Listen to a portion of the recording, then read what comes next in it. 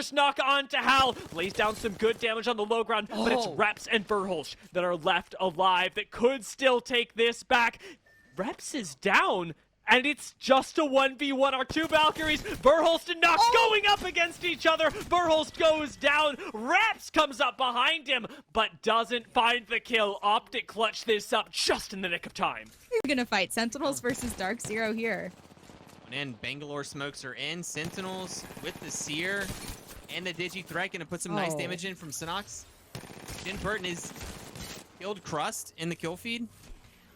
So it's a 2v3 at the moment. I think Sentinels 2, Dark Zero 3.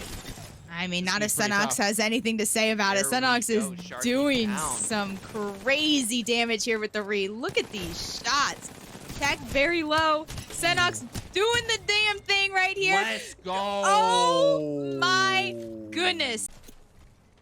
I mean, they are doing everything that they need to do, and I still, like, it's so interesting to see Shuby on the Valk, but he has made such great strides playing Valk when he got signed and moved on to MPS, so love that for him. Unfortunately, Matt is going to fall, and Pow Pow taking significant damage. Now Shuby, last one alive, but he's got the RE45, and I feel like we've been in this position before. Yes! Shuby Chuby with the RE45! We're gonna fight Sentinels versus Dark Zero here. And Bangalore smokes are in. Sentinels with the Seer and the Digi Threat gonna put some nice damage in from Sinox. Jin Burton is killed Crust in the kill feed. So it's a 2v3 at the moment. I think Sentinels 2, Dark Zero 3. I mean, not if Sinox has anything to say about it. Sinox is doing some crazy damage here with the Re. Look at these shots. Attack very low. Sinox doing the damn thing right here. Let's go. Oh my goodness. I mean, they are doing everything that they need to do, and I still, like, it's so interesting to see Shuby on the Valk, but he has made such great strides playing Valk when he got signed and moved on to MPS, so love that for him. Unfortunately, Matt is going to fall, and Pow Pow taking significant damage. Now Shuby, last one alive, but he's got the RE45, and I feel like we've been in this position before. Yes! Shuby Chuby with the RE45!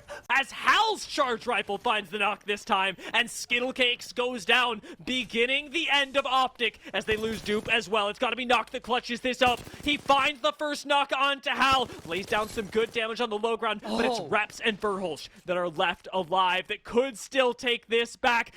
Reps is down, and it's just a 1v1. Our two Valkyries, Verholst and Nox, going up against each other. Verholst goes down. Reps comes up behind him, but doesn't find the kill. Optic clutch this up just in the nick of time. Ordinances are just so punishing. A drop down to the low ground, but his Watson and crew don't find the knock. They're going to turn this one right back towards the edge of zone, and right around do they find that RE45, just as nasty as it is. First drop onto Yanya, now potentially more. I'm gonna have nightmares of the sounds of RE45s in the hands of others as Panders just absolutely go in, making that clean sweep for Luminosity, but it's Oxygen who wants a piece of this, but Furia, his Watson in particular, didn't really take that much damage during that fight, so not necessarily a huge reset needed to have for them. Hill actually was more damaged than Furia. That Digi threat on the RE45 is gonna be the nemesis of Crook as he falls. Hill taking too much damage. Now Enemy, the last one standing at a 1v2 scenario. Furia here, and last member left standing alive. Oxygen, both flesh as well. One more shot will do him in.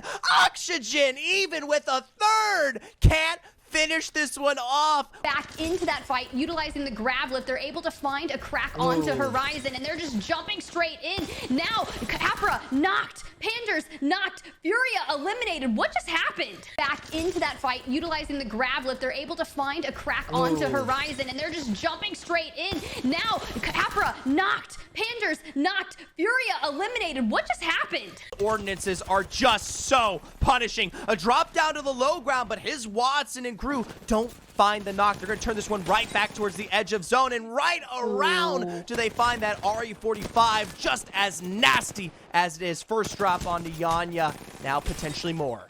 I'm gonna have nightmares of the sounds of RE45s in the hands of others as Panders just absolutely go in, in, make it that clean sweep for Luminosity, but it's Oxygen who wants a piece of this. But Furia, his Watson in particular, didn't really take that much damage during that fight, so not necessarily a huge reset needed to have for them. Hill actually was more damaged than Furia. That Digi threat on the RE45 is gonna be the nemesis of Crook as he falls. Hill taking too much damage. Now Enemy, the last one standing in a 1v2 scenario. Oh, Furia here, last member left standing alive. Oxygen, both flesh as well. One more shot will do him in. Oxygen, even with a third, can't finish this one off. As Hal's charge rifle finds the knock this time, and Skittlecakes goes down, beginning the end of Optic as they lose Dupe as well. It's got to be Knock that clutches this up. He finds the first knock onto Hal, lays down some good damage on the low ground, but it's Reps and Verholz that are left alive that could still take this back. Reps is down, and it's just a 1v1. Our two Valkyries, Verholst and Nox, going up against each other. Verholst goes down. Reps comes up behind him, but doesn't find the kill. Optic clutch this up just in the nick of time. We're gonna fight Sentinels versus Dark Zero here. And Bangalore smokes are in. Sentinels with the Seer and the Digi threat gonna put some nice damage in from Sinox. Jin Burton is killed Crust in the kill feed. So it's a 2v3 at the moment. I think Sentinels 2, 3. I mean, not if Senox has anything to say about it. Senox is doing some crazy damage here with the re. Look at these shots. Tech very low. Senox doing the damn thing right here. Let's go. Oh my goodness. I mean, they are doing everything that they need to do, and I still, like, it's so interesting to see Shubi on the Valk, but he has made such great strides playing Valk when he got signed and moved on to MPS, so love that for him. Unfortunately, Matt is going to fall, and Pow Pow taking significant damage. Now Shubi, last one alive, but he's got the RE45, and I feel like we've been in this position before. Yes! Shubi Tubi with the RE45! We're gonna fight Sentinels versus Dark Zero here. And Bangalore smokes are in. Sentinels with the Seer and the Digi threat gonna put some nice damage in from Sinox. Jin Burton is killed Crust in the kill feed. So it's a 2v3 at the moment. I think Sentinels 2, Dark Zero 3. I mean, not if Senox has anything to say about it. Senox is doing some crazy damage here with the re. Look at these shots. Tech very low. Senox doing the damn thing right here. Let's go. Oh my goodness. I mean, they are doing everything that they need to do, and I still, like, it's so interesting to see Shubi on the Valk, but he has made such great strides playing Valk when he got signed and moved on to MPS, so love that for him. Unfortunately, Matt is going to fall, and Pow Pow taking significant damage. Now Shubi, last one alive, but he's got the RE45, and I feel like we've been in this position before. Yes! Shubi Tubi with the RE45! As Hal's charge rifle finds the knock this time, and Skittlecakes goes down, beginning the end of Optic as they lose Dupe as well. It's got to be Knock that clutches this up. He finds the first knock onto Hal, lays down some good damage on the low ground, but it's Reps and Verholz that are left alive that could still take this back. Reps is down, and it's just a 1v1. Our two Valkyries, Verholst and Nox, going up against each other. Verholst goes down. Reps comes up behind him, but doesn't find the kill. Optic clutch this up just in the nick of time. Ordinances are just so punishing. A drop down to the low ground, but his Watson and crew don't find the knock. They're going to turn this one right back towards the edge of zone, and right around do they find that RE45, just as nasty as it is. First drop onto Yanya, now potentially more. I'm gonna have nightmares of the sounds of RE45s in the hands of others as Panders just absolutely go in, make it that clean sweep for Luminosity, but it's Oxygen who wants a piece of this. But Furia, his Watson in particular, didn't really take that much damage during that fight, so not necessarily a huge reset needed to have for them. Hill actually was more damaged than Furia. That Digi threat on the RE45 is gonna be the nemesis of Crook as he falls. Hill taking too much damage. Now Enemy, the last one standing in a 1v2 scenario. Furia here, last member left standing alive. Oxygen, both flesh as well. One more shot will do him in. Oxygen, even with a third, can't finish this one off. Back into that fight, utilizing the grab lift. They're able to find a crack onto Horizon, and they're just jumping straight in. Now, Capra knocked. Panders knocked. Furia eliminated. What just happened? Back into that fight.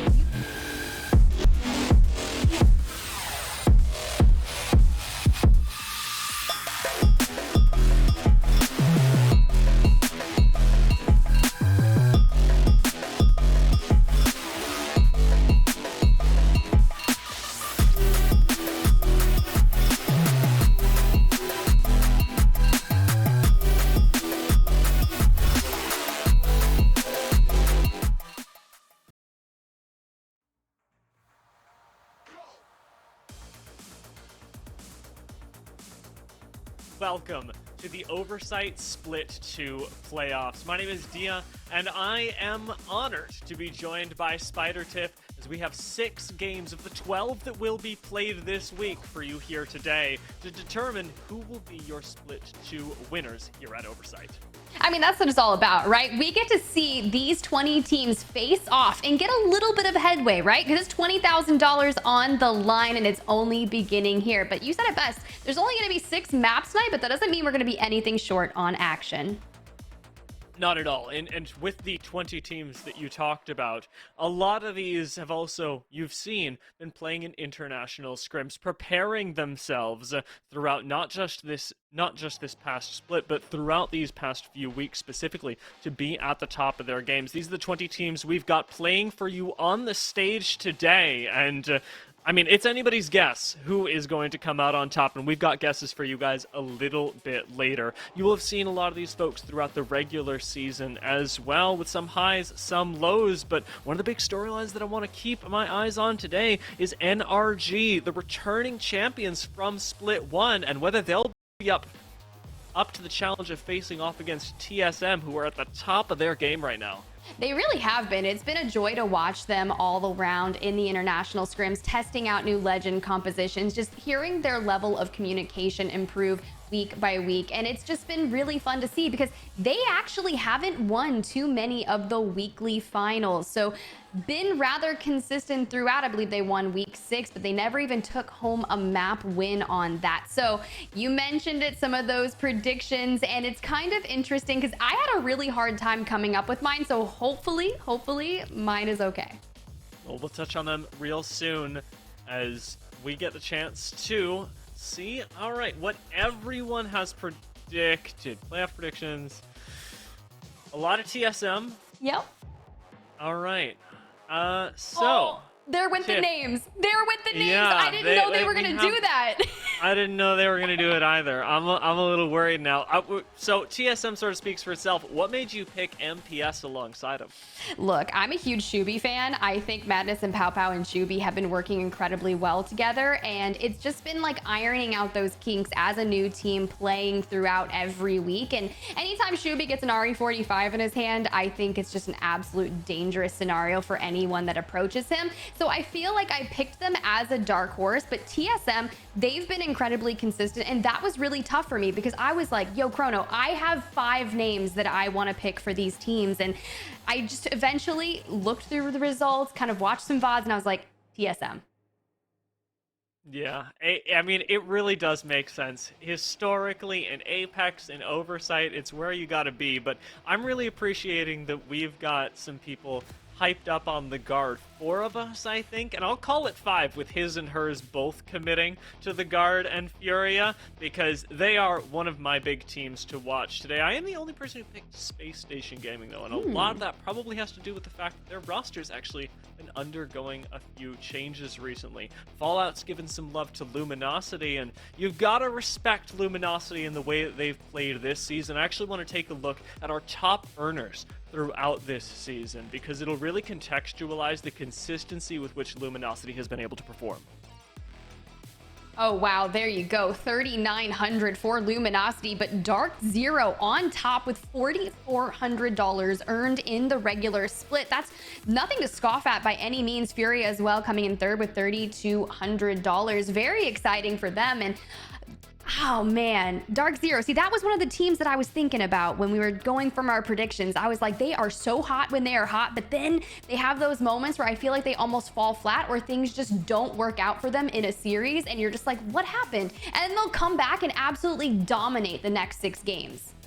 It's really surprising to me how often we've seen Dark Zero in the top 4 over the course of these past 6 weeks. Of all of them, Dark Zero ended in the top 4 times out of 6, which is a ridiculously consistent place to be when you're near the top. And today, being near the top is what it's all about. We're going to be prizing our top 5 positions over the course of these next 2 days out of a pool of $20,000 that are up for grabs for these players. And when we do say players, I want to focus a little bit on some of them individually. I know we already talked about Luminosity. I want to take a look at one of our highlighted players over the course of this split, Yanya, who has been doing a lot of work for the team as not just a stabilizer for everyone else, but this incredible entry fragger.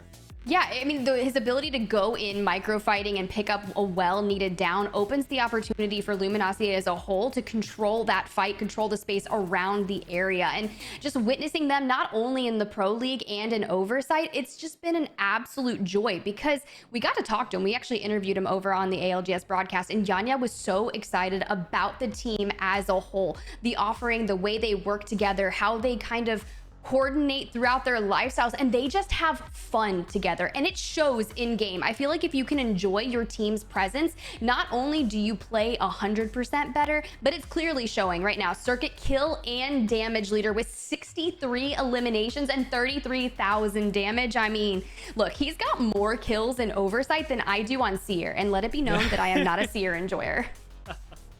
I mean, understandably, everybody actually has been, especially if you are a more aggressive team, starting to pivot away from that as well. We've seen a lot of things like Bloodhound and Bangalore start to come up as people get more aggressive, but I love what you bring up about the sense of community, of camaraderie that's on Luminosity Gaming, because of some of our top teams, I think that they are one of the few that choose to hang out with each other in their spare time, and it is really nice to see Luminosity really hitting their stride in this split, especially when they've been going counter to the meta in so many situations. They've been one of our only teams to be playing Gibraltar. Do you think we've got the game ready?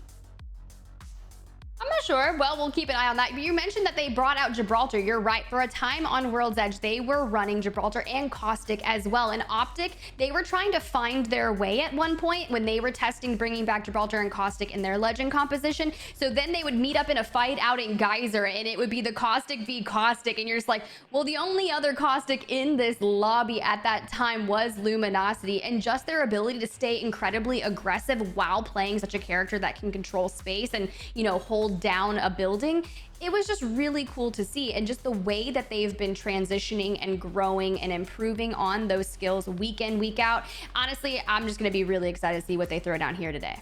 Now, transitioning, growing, improving. I know we've spent plenty of time talking about Luminosity, but your secondary pick, MPS, we've got Shubi that we wanted to focus on as well before we jumped in. And quite rightly so, Shubi's been a really big part of the success of MPS, but I think specifically because of the mechanics that Shubi brings to the squad, very much a scout from earlier splits where they weren't playing on this roster, and then being picked up. I mean, MPS, it's gone to the moon.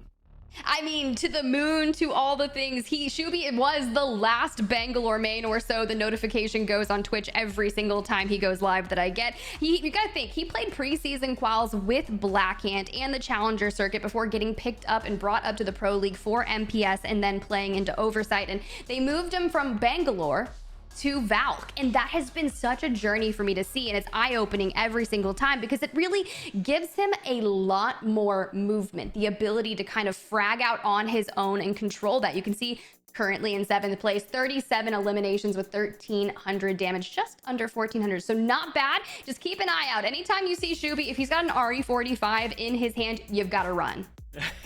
It is so true, and we got to see that just a little bit even yesterday over at Series E, as teams were fragging out CLG, even picking up some wins with the RE45. I want to bring back up those teams as well so that we can take a look and contextualize all the teams, the players that we've been talking about as our highlights and predictions against the rest of the lobby, and start to look at who else might be clamoring for that spot. I've already mentioned CLG as a team that is really impressive, or rather has been over the course of the past couple days, weeks even, but I'm also keeping my eyes on Esports Arena. Ooh, that actually is a really good team. I mean, they completely caught me off guard when they won the regional finals. Obviously, they've undergone some roster changes, bringing in Cody, that they will be joining them on the Split 1 playoffs, and not only here tonight. So they have undergone so much turmoil in a sense, right? Not in a bad way, just a lot of changes, right? But their ability to adapt and push forward and still maintain solid results is incredibly impressive, right? You have to be able to remain fluid, especially in this game, and you have to stay adaptable. And I feel like if people are going to ask me, like, what do you want to see in a team? I want to see their ability to adapt and overcome anything that is thrown at them, because that's how you remain at the top or grow and keep grinding to the top, in my opinion. And at the very top for so long, especially as we approach international competition, we have had Dark Zero. We've actually got the team spotlight for them throughout the course of this split of Oversight, and it's a very well-earned spotlight as well. Dark Zero have, despite I think a lot of doubts about their move to North America, actually done quite well for themselves in Oversight in the ALGS as a whole. They really have, and I was one of the people that if you had told me that Dark Zero was going to qualify for Split 1 playoffs, I would have, I don't know. I was definitely a doubter, and I hate saying that because I'm really glad they proved me wrong. Anytime that someone can prove me wrong or prove something like that I've said, I'm all about it, even though I hate being proved wrong. It was a really well-needed proving wrong, and to see them show up, show out in a well-needed time, I think that you mentioned it. They have the consistency, right? They're always within the top 4, however many times that you had mentioned. So it just goes to show you that they can go. I mean, obviously, they have won champs. They have won Sweden playoffs. They are always there. They are your LAN specialties. So you know that they're going to show out when they need to. So I wouldn't be surprised if they did the same thing tonight and prove me wrong again. Certainly so. I mean, a big part of that has to be tossed back to just the individual mechanics that they bring, because Dark Zero, it sort of goes against the grain when contextualizing teams that are consistent. Those that really do achieve consistency outside of Dark Zero tend to be ones that play together, that huddle up as a group of 3, swing all the angles together, and Dark Zero defy that expectation, often by splitting up, by taking separate angles, and by seeing how they can make that work. On the other side of the spectrum, though, and yet another surprise to a lot of people, is Tripods, who coming into today are a team that I really want to keep an eye on, because they've made it to the lobby among some of the best in North America after playing the ALGS split, and they have looked really, really good this year. Can they keep that train going? I mean, I think it's going to be one of those times where they keep improving. I mean, the more and more that I watch Nick Merckx's POV, you can just hear it in his tone of voice, just the way that he approaches things. It's all out, right? He's like, I'm going to give it 150% or I don't want it at all. And that's kind of how he starts talking about Apex competitive. And you're like, okay, he really wants this. And the growth that the team has withstood throughout the entirety of the year, I feel like that the Split 1 in ALGS, that was like a learning experience for them. You know, they had played some Challenger circuit previously and kind of gone that route before getting the invitation, but they didn't necessarily make Split 1 playoffs, but that's okay. Because they learned so much as a team, I think they're gonna be a real force to be reckoned with. They've even found some success here in Oversight. They've gotten top 3 in a finals before, and it's just really fun to witness Deeds. I mean, didn't Nick Merckx find him just by ranking with him and meeting him randomly? And now the synergy that Gent and him have with the team, it's great. It's a matter of real passion when we get to the height of competition like this, and a team that's had a opposite sort of trajectory recently. I also want to be keeping my eyes on SZN, who will be playing in today's lobby, as they, after playing throughout Pro League last year, had to re-qualify through Pro League quals, played throughout this split, and have been a very feast or famine team. If they're on, they are on. They are slaying out, and they very well might beat some of the top 3 teams in ALGS. But when they are off, SCN really struggle. I feel like there's a couple teams that could also run by that gauntlet as well. I mean, but you've got to think here. You got Mr. Hack, Reptar, and Klain, so they've had some roster changes as well. And I'd be curious to see, I believe Reptar played in the Oversight Week 6 finals, so this will be the second time that I'll be witnessing this trio here together on Oversight. And I feel like when you keep having roster changes, right, you have to work out the kinks that come with that. Some simple mistakes that'll cost you games. It just takes time to kind of get that chemistry where it needs to be able to take down some of the teams that just have impeccable chemistry in the way they work together. You're looking at teams like NRG, TSM, Luminosity, the teams that have been at the top and are incredibly consistent. When you have minutia details in those roster changes, it can be kind of a negative unless it takes you a little bit to warm up, right? Like, you just got to get to it.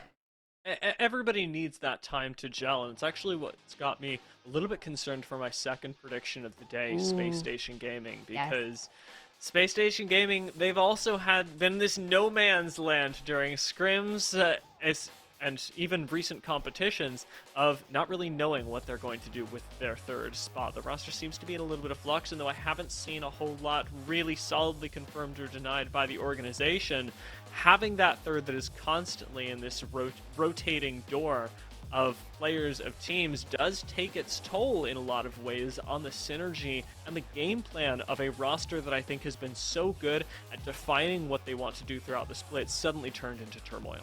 Yeah, it's really interesting. I think that's a great thing to pick up, because Dropped on Space Station still playing under Optic and has been for the past few days. So very interesting to see kind of the little details that are happening. I mean, Complexity Gaming not going to be playing here tonight. They are going to be splitting up, and a couple of them will be playing on other teams that needed substitutes. I believe E8 will be stepping in. I know that Season subbed in for Xset, and OLN also stepping into play tonight. So I get excited. You know, did you get to catch any of the OLN gameplay? Incredibly strong on Stormpoint. That's a Sivian, Naughty, and Lou as a team.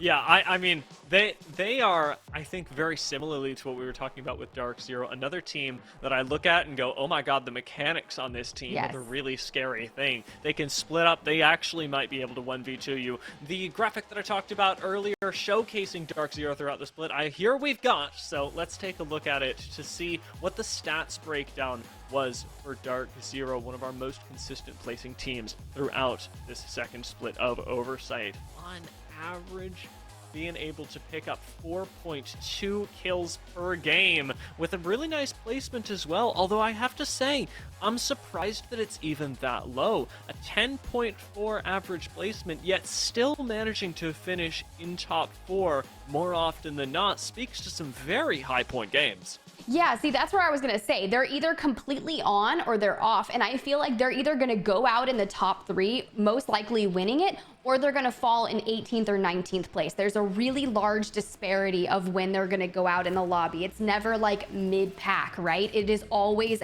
at the very earliest portion of the game, or they're going the distance. But the split placement being third, and you mentioned those average kills, I mean, that is probably... They're going double digits on their eliminations if they win, and they're probably going out with 1 or 2. Yeah, this is going to be a team that will run through a lobby that is very momentum-based, and like so many other squads today, is willing to take risks when they are ahead to get in a position to win themselves the game. We're dropping into game 1 of the day real shortly, the first game of playoffs, and we got Legend Select on your screens as finally everybody is ready to go. And honestly, looking across the roster, we've got a lot of very different squads. First map's going to be Stormpoint, where we've got things like Seer Horizon dropping in. We've got things like Bangalore Bloodhound going in. And of course, if you look at the guard, we've got the Crypto Watson that has been their trademark this split.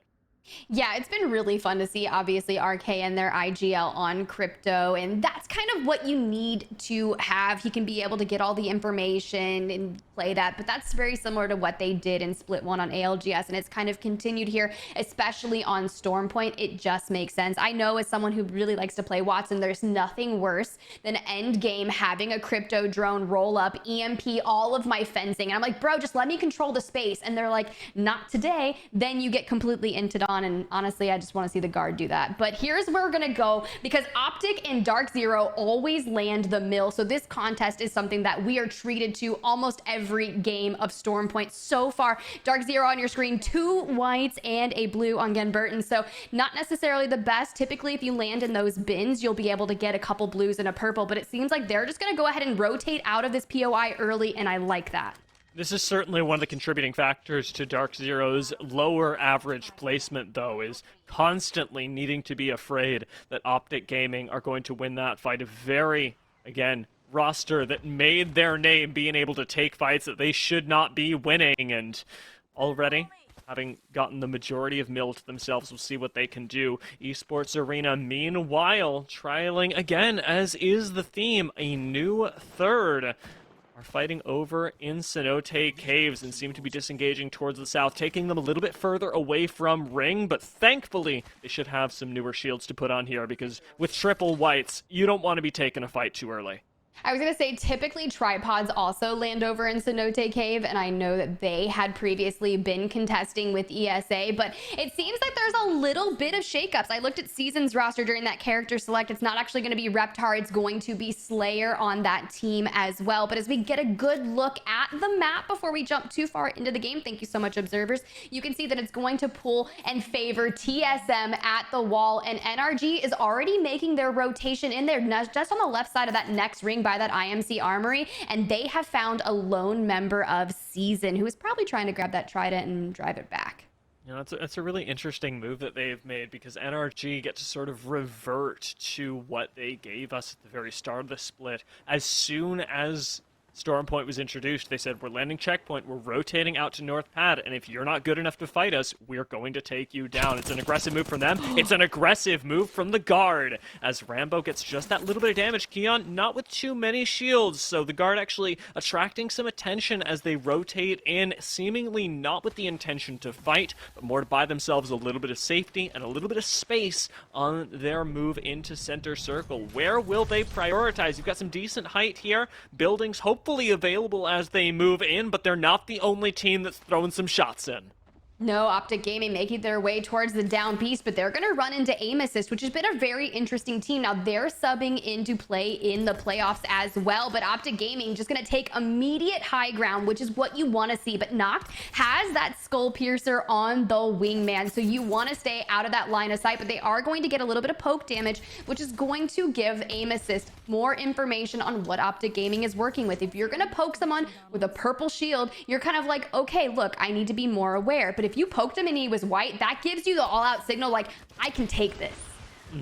And really trying to maintain some space between you is the biggest thing in skirmishes like these. A little bit of space bought by Aim Assist as they drop that Seer ult behind him, making sure that they've got full information and hopefully get a little bit more buffer time to disengage. The problem is they're running through an area that has already been looted here, and while some cursory ammunition is nice, it won't help them if they keep being chased. Popping into the Trident, maybe a good move to disengage. Designful's taking some damage, though, and it's racking up on Funk as well. Everyone gets out right past the mill. We know Dark Zero were around here earlier, but so many other teams have rotated up north that you have to imagine that Aim Assist are in the clear for now.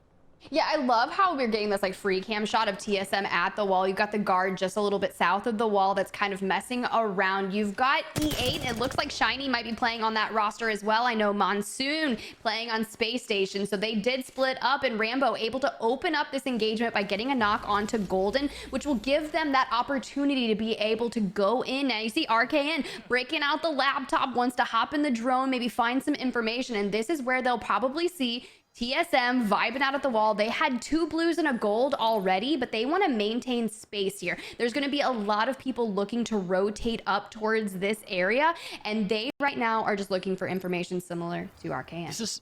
Such a perfect spot for the guard, though. We saw their rotation up through Cascade earlier, and we can only assume a Valk ult has gotten them here. We've seen the guard play positions like this so often in the ALGS Pro League, but even now, being able to hold on to this sort of no man's land, as long as you've got range, can really result in some high kill, relatively high placement games, the likes of that CLG are trying to make happen as well. They've got that big, beefy boy composition with the Gibraltar and the Caustic. They've still got Alb on a hyper-mobile Valkyrie, although he's increasingly been playing Wraith as well, which we might look forward to on World's Edge. But their landing spot, spot is tough. Trying to land almost directly on top of guard, now in the low ground, now in this little bit of no man's land themselves. It's a lot of damage that Aberlele eats, and he might go down as the bubble buys him just a few seconds of safety.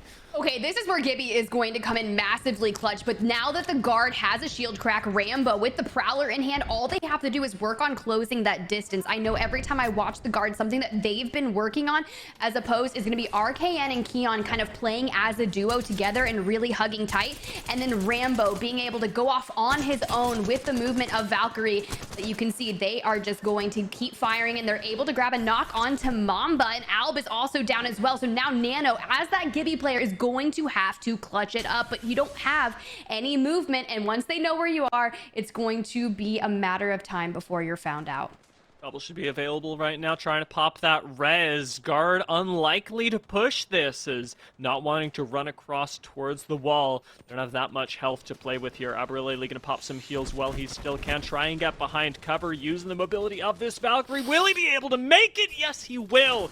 CLG survive with just 2 people for a few seconds longer, but they've attracted so much attention. Everyone knows they're weak.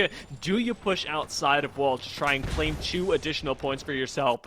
Just one squad that's gone down so far. TSM looking to make it a second as a nice Sentinel shot. 2 of them land from Verhulst. I mean, Big E on the Sentinel, this is new for me. I'm always shocked every time I see just what level of talent they have and the changes that they've been working on. I also want to give a shout out to Happy Birthday Raven, yo! The mastermind, everything behind the scene, and just really great seeing you work with TSM, so I just had to get that out there. But yeah, you're right, CLG is not going to be in a good position. You've got Senox overlooking the cliff below. Even with white shields, he should have a complete god spot over there. And speaking of god spot, look at this engagement with Dark Zero. And just like that, I mean, it's already over. Ugh. It was minutes ago that this engagement started as well. The kill feed first lit up with Dark Zero suffering a knock at the hands of SCN, but as the fight got closer and closer in space, so did it in health as well, and Dark Zero were ultimately able to alley-oop that, picking up the win. CLG, however, once again put down. Seems like another fight that's going to be a long time coming as Nano now gets shot at from above, puts himself directly into the sightlines of the guard, but ultimately goes down with Sentinels sitting up top, all happy right now since they've got plenty of space and some kills to go with it. CLG unfortunately are no more. Dia, can we just have a conversation? Because I know you really love the EMEA region and all of that. Can we just talk about the Bangalore that is playing under the Sentinels team right now? Do you see a little bit of vex, Tyler FPS? I don't know. Maybe they're just feeling a little vexed right now, but they are going to be playing so incredibly aggressive, specifically with this roster, and I'm just excited to see it now that I just caught wind of that. But as you get wind of the next zone, you can see it is still pulling ever so slightly more into the wall, where NRG has officially claimed some space. Taking a look at the teams that are not going that way as well. We've got Luminosity on the outside of the ring, Esports Arena, Optic Gaming, all tanking zone right now with a minute left on close. Stormpoint is the place where we really saw teams sitting in Storm for minutes at a time, sometimes popping up on even zone 2, but now it is that little bit riskier as partway through this split, things got, well, tougher to sustain. The zone does a little bit more damage, and Luminosity, just by sitting out here, are risking quite a bit, especially because, as you already illustrated, they're going to have to push into the, what I'll call, freshly minted Tyler, who should already have an idea that they're there. Luminosity round that corner, get a nice crack and start the fight off well, but a knock doesn't come in just yet. Yanya taking that wide swing. We highlighted him at the start of of the day for a reason, and is going to deny any and all vision. Nizel going low as well, but heals need to be popped. The danger of fighting in Storm is so real, and sitting just on the edge of it right now. Nizel's going to be able to get some health back. Yanya's gone down, and Luminosity Gaming are fighting for their lives. They may very well fall here. They may fall indeed. They brought out the Rolling Thunder, and Jaguars is trying to close the distance so we can hip fire that Prowler and find some major damage onto them, but just so low, and Jaguars is the only one able to find some success. But someone else wants to get into this fight. You can see Vayne grabbing that initial knock onto Yanya, and now Sentinels dropping in. Eva 8 at this distance, and just like that, Luminosity sent back to the lobby. We highlighted them early on at their synergy to be able to fight, but it's just not going to be enough here, but the fight isn't over. Aiden the Destroyer do be destroying, though. Really finding purchase with that Eva 8, and now turning it into even more. Glitch Gaming go down, and we're into the top 15. Now we finally started to collect the placement points, as some unfortunate squads will have to go back to the drawing board. That was a difficult push in the north. Yeah, anytime you try to fight in like the Spider's chokehold, it's just so tough because you will consistently get gate kept. And now look at this, Oxygen Esports wants to get in on that fight as well. Check in now that, you know, the Sentinels have been able to reset, but you heard a name right there. Glitch Gaming recently just entered the space. BR Demons picked up by Glitch Gaming, their third yet to be confirmed, but we will see and keep on the details on the timeline for more, because I'm just always scouring. I'm like, what's happening? Who's getting picked up? I need all the deets, but Oxygen sitting on triple blue, fencing this up. It's always good to see. Oh, wait, Crook on Watson. I know Hill has a preferential like Watson player, also plays Crypto, but Crook typically was the player that would play Gibby back in that old meta when he would just anchor the space for the team. So I guess Watson would make sense. It goes right back to that similar role, protecting the squad, making sure that they've got a space to call their own, and perhaps a more permanent sense with the Watson. Oxygen did manage to take away the spot that Sentinels were prizing earlier up on this hill, and has pushed them back into the caves where Luminosity just fell. But as the zone continues to pull us further into the northeast, there's a lot of spaces, including optics, including the guards, including aim assists, that are about to be very unsafe to play in. Definitely unsafe as Optic Gaming makes their way towards the next zone. You see that double time kicking in on Dropped, and it's still very interesting to see Dropped playing with the Optic boys. That's kind of been going, but a nearby phase breach from an Ashe playing team. I mean, we've been seeing a lot more Ashe come in on Stormpoint. Now, it's not preferred, but it has been happening, and Dropped gonna find a nice knock onto Designful, hit that Arc Star, make it 2, and just like that, aim assist kicked out of the lobby here in map number 1.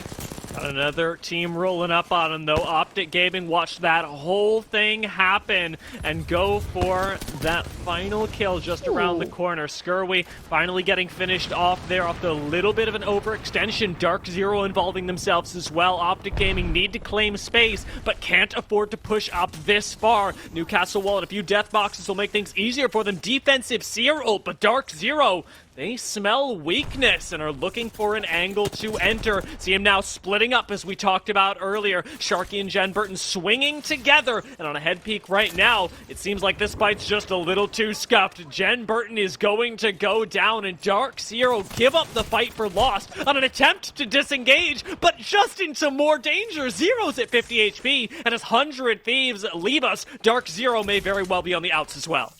Well, this is really tough because Tripods were looking to get into the mix as well. They're the ones that got the initial knock onto Dark Zero. So you've got Tripods there at the very south holding the rock. ESA not too far to the north as well. And I love this move from Tripods. Take that skyward dive. Just get out of dodge. There's way too many people that are kind of outlying in this area. You need to go. Sure, you're going to fall incredibly low thanks to Dropped and that Hemlock, but very, very smart rotation.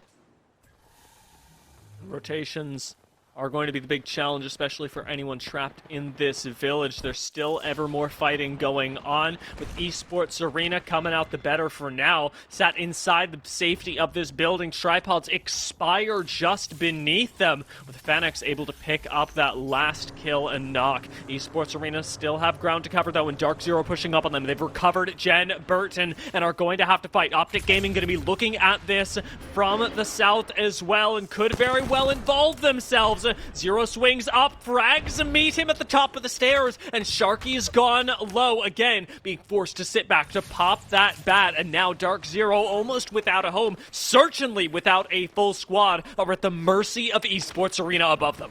This is going to be really tough because ESA is going to have to move from this building, but not before they go for the fight. Luda able to grab it down onto Sharky. You know that leaves one more member of DZ left because we saw again Burton go down to the storm. So Zero caught in the chaos, and just now you can see dropped. So this is an all-out brawl because Furia wants to get involved, and anytime Panders or his Watson shows up with that Prowler nearby in the distance, this is going to be chaos. It just climbs through all these people. Oh my god, what happened to the Esports Arena?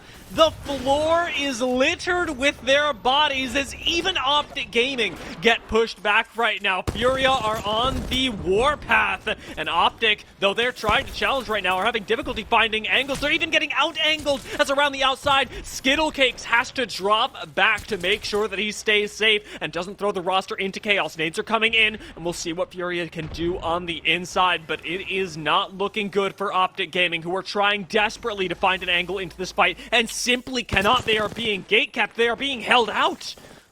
Yeah, this is really enticing. You've got Furia, you've got Optic, and they just want to make their way in, and they're just checking every crevice, every doorway. And at this point, I'm like, is this smart? Because you've been taking so long, someone is going to know this is happening. Someone's going to want a piece of this, and with as many Sentinels not going to fall from behind, someone's going to swing his back, and he's going to be taken down. They are going to try to stick the res almost immediately, not even a bait. No, they are going to be forced to drop off that Skittlecakes and dropped now. Need to clutch up. Meanwhile, TSM off screen goes down as well. Sentinels still looking for angles in right here. They are really playing the guerrilla warfare style. Optic Gaming finally catch up to it, but it's round 4, baby, and that is not going to let you survive for long. Dropped eats a little too much of the zone and expires as Sentinels do as a whole. Running up now up the hill towards Furia, up towards the guard, who have taken over TSM's previous spot in wall. NRG being the one to claim some of those kills, and you know it's a crazy game when we're looking at this going, oh yeah, TSM already died, and we didn't even get to talk about it. Okay, Oxygen Esports, let me just tell you, they may be playing Watson Crypto, but they are keeping up the aggression. Enemy able to find a well-needed opening onto a member of Furious. It's going to be Panders, but Zera not going to let that happen, closing the distance with the Prowler. And this is just absolutely disgusting. Enemy going to do the same thing. Now, Panders fully eliminated. Is Watson and Zera forced to really hold the edge of ring? They're kind of trapped here by this little bamboo tree, and they're in a really hard space, Dia. It's like no matter what happens, Furia's answer is the W key, and even now, trapped behind the bamboo, Watson is still trying to keep that true. They don't have the cover of smokes. They barely have the cover of this rock, and Watson is being punished for every poke. Missiles coming in. Down goes the mobile respawn, but Oxygen take the wide swing, and Hill starts to find some damage. Meanwhile, NRG have slain out inside wall, taking out the guard, and Oxygen are setting up our next squad to fall. In our top 3 already, we could be moving to the top 2 as Oxygen without mercy eliminate Furia and have to go up against NRG for the win. NRG who dominate the wall. Oh, this is going to be absolutely beautiful. You know that Oxygen has been able to pick up a plethora of elimination points, but so has NRG on their mission to overtake the wall. But Sweet has that rampage, so you know that damage is going to be there. And it's an all-out 3v3. Sweet trying to close the distance, and Nathan has the Sentinel, which has been a favored sniper. A lot of people moving from the charge rifle to the Sentinel, and we just need to hear that sweet sound of the Sentinel connecting.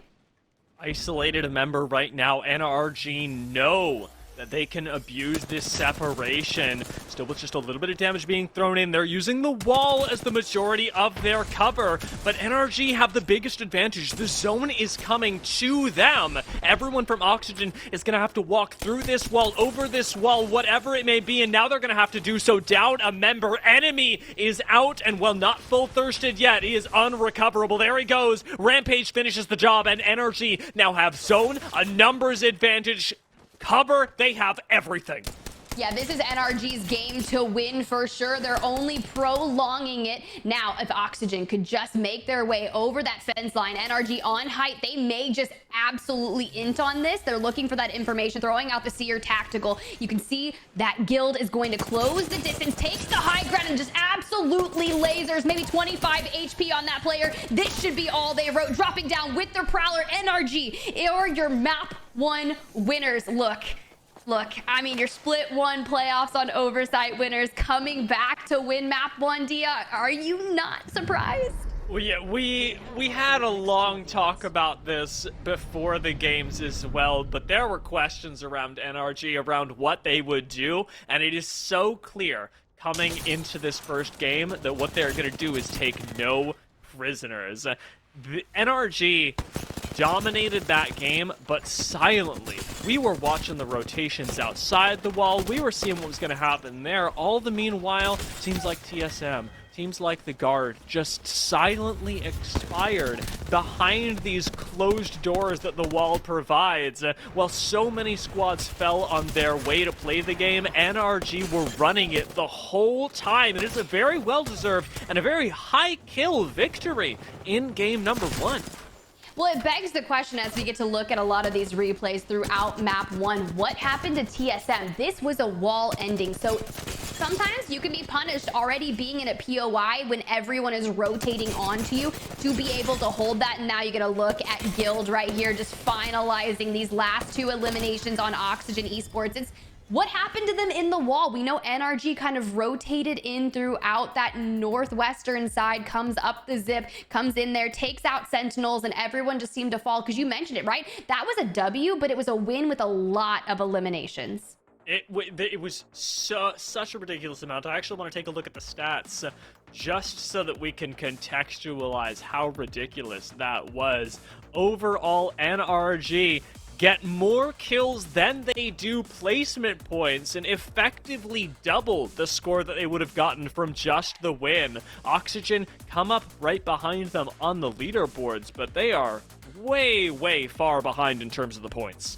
I mean, they did exactly what they needed to do, picking up eliminations throughout their rotation towards the wall. But you'll see if you can look down in 9th place, TSM, their drop spot POI is the wall. So they didn't get to go anywhere throughout the duration of map 1 because they already had zone. So they're not going to be rotating and picking up those mid-game battles and picking up that KP. So they're stuck with 4 points, 2 placement points, 2 eliminations. So very lackluster for them, but we'll see them bounce back, obviously, in map number 2. But we highlighted Luminosity in the pre-show, and they went out just close to, I believe, 18th place, so not a strong start for them as well. I'd imagine we'll see a little bit of switch-ups going into map number 2.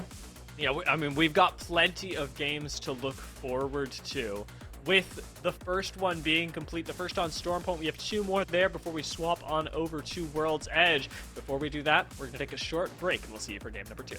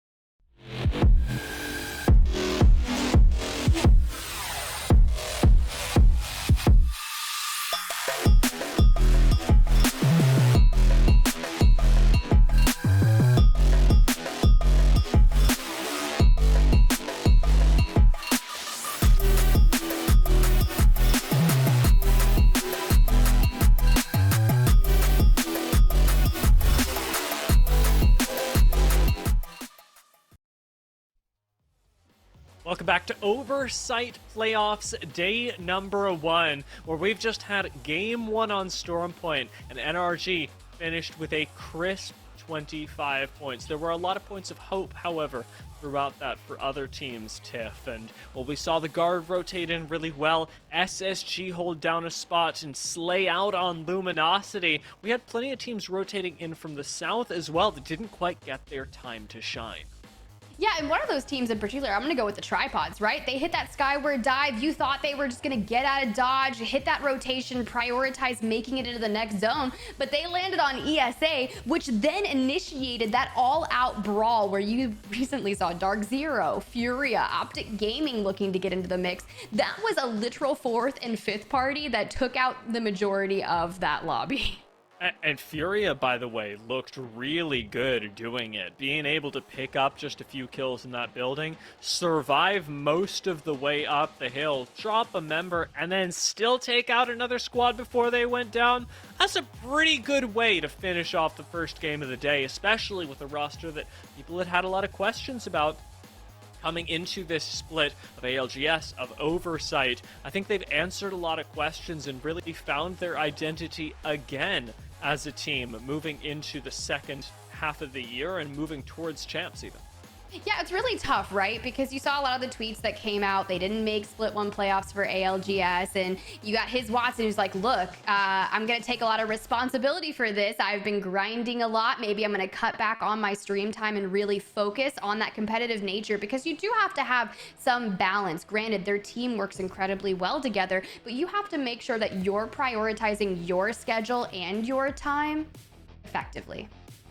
You really do, and, well, we'll see how well they can manage game number 2 as we are dropping in to Stormpoint once again. We'll see if there are any change-ups, as right now I'm just keeping my eyes across all the compositions, and I'm not seeing too much different. Even Aim Assist have chosen to go with that Ashe again, the only team to prioritize this, and surprisingly, I mean, it didn't look terrible last game. It also didn't win them the game or get them close. No, you saw that phase breach come in, and next thing you know, they are surrounded by 3 to 4 different teams, being Optic, Dark Zero, and it seems like I keep saying that Optic and Dark Zero have found themselves in the mix of a majority of these multi-team fights, but it's really nice to see that change kind of reverted back onto Horizon, because I don't know if you saw it, Dia, that initial tweet from Chaotic when that kind of rolled out. He was like, you know what, I'm retiring. I was a one-trick Horizon main. There's nothing I can do. And then some people were like, you know, Chaotic is no longer our emergency sub after that as well because of the Horizon, but it's good to see it back. He jumps back onto Horizon. All is well. Yeah, I was pretty worried about it. No lie. I was like, so many players actually just have insane amounts of time on Horizon and can really make some incredible plays. We'll see what can be made as we drop into game 2, though. The contests, as ever, are going to be a focus, and Dark Zero not picking up any additional shielding just yet, but Optic landing it over the halfway mark could very well get aggressive. Both these teams not going to be too happy about splitting loot, but unless they get a definitive advantage in their first couple guns or their first couple shield pickups, they also don't need to fight. That is true, especially if you're going to be on triple white. But I mean, you're going to pick up a Devo. And so I'm sorry, if I open a door and I hear that Devo charging up, I'm shutting the door and I'm saying, you know what, GG's, I'm going to go somewhere else. But let's check in with that Tripods and ESA contest Deeds. Able to pick up a Havoc and that 30-30. And when you hear those shields crack, this is going to give Tripods the ability to open that up. And let's take a look at Dark Zero. I believe we've got to listen in. Kill a guy. Kill us here. Nice, Shocky! On charge! Sliding on me! Nice! Oh my god, Shocky! What the fuck? You're actually the GOAT! That's a 2-time 100% lane win rate, motherfucker, right there! God damn! That boy cold! What the fuck? I did literally nothing. How much damage did you do, God? 130?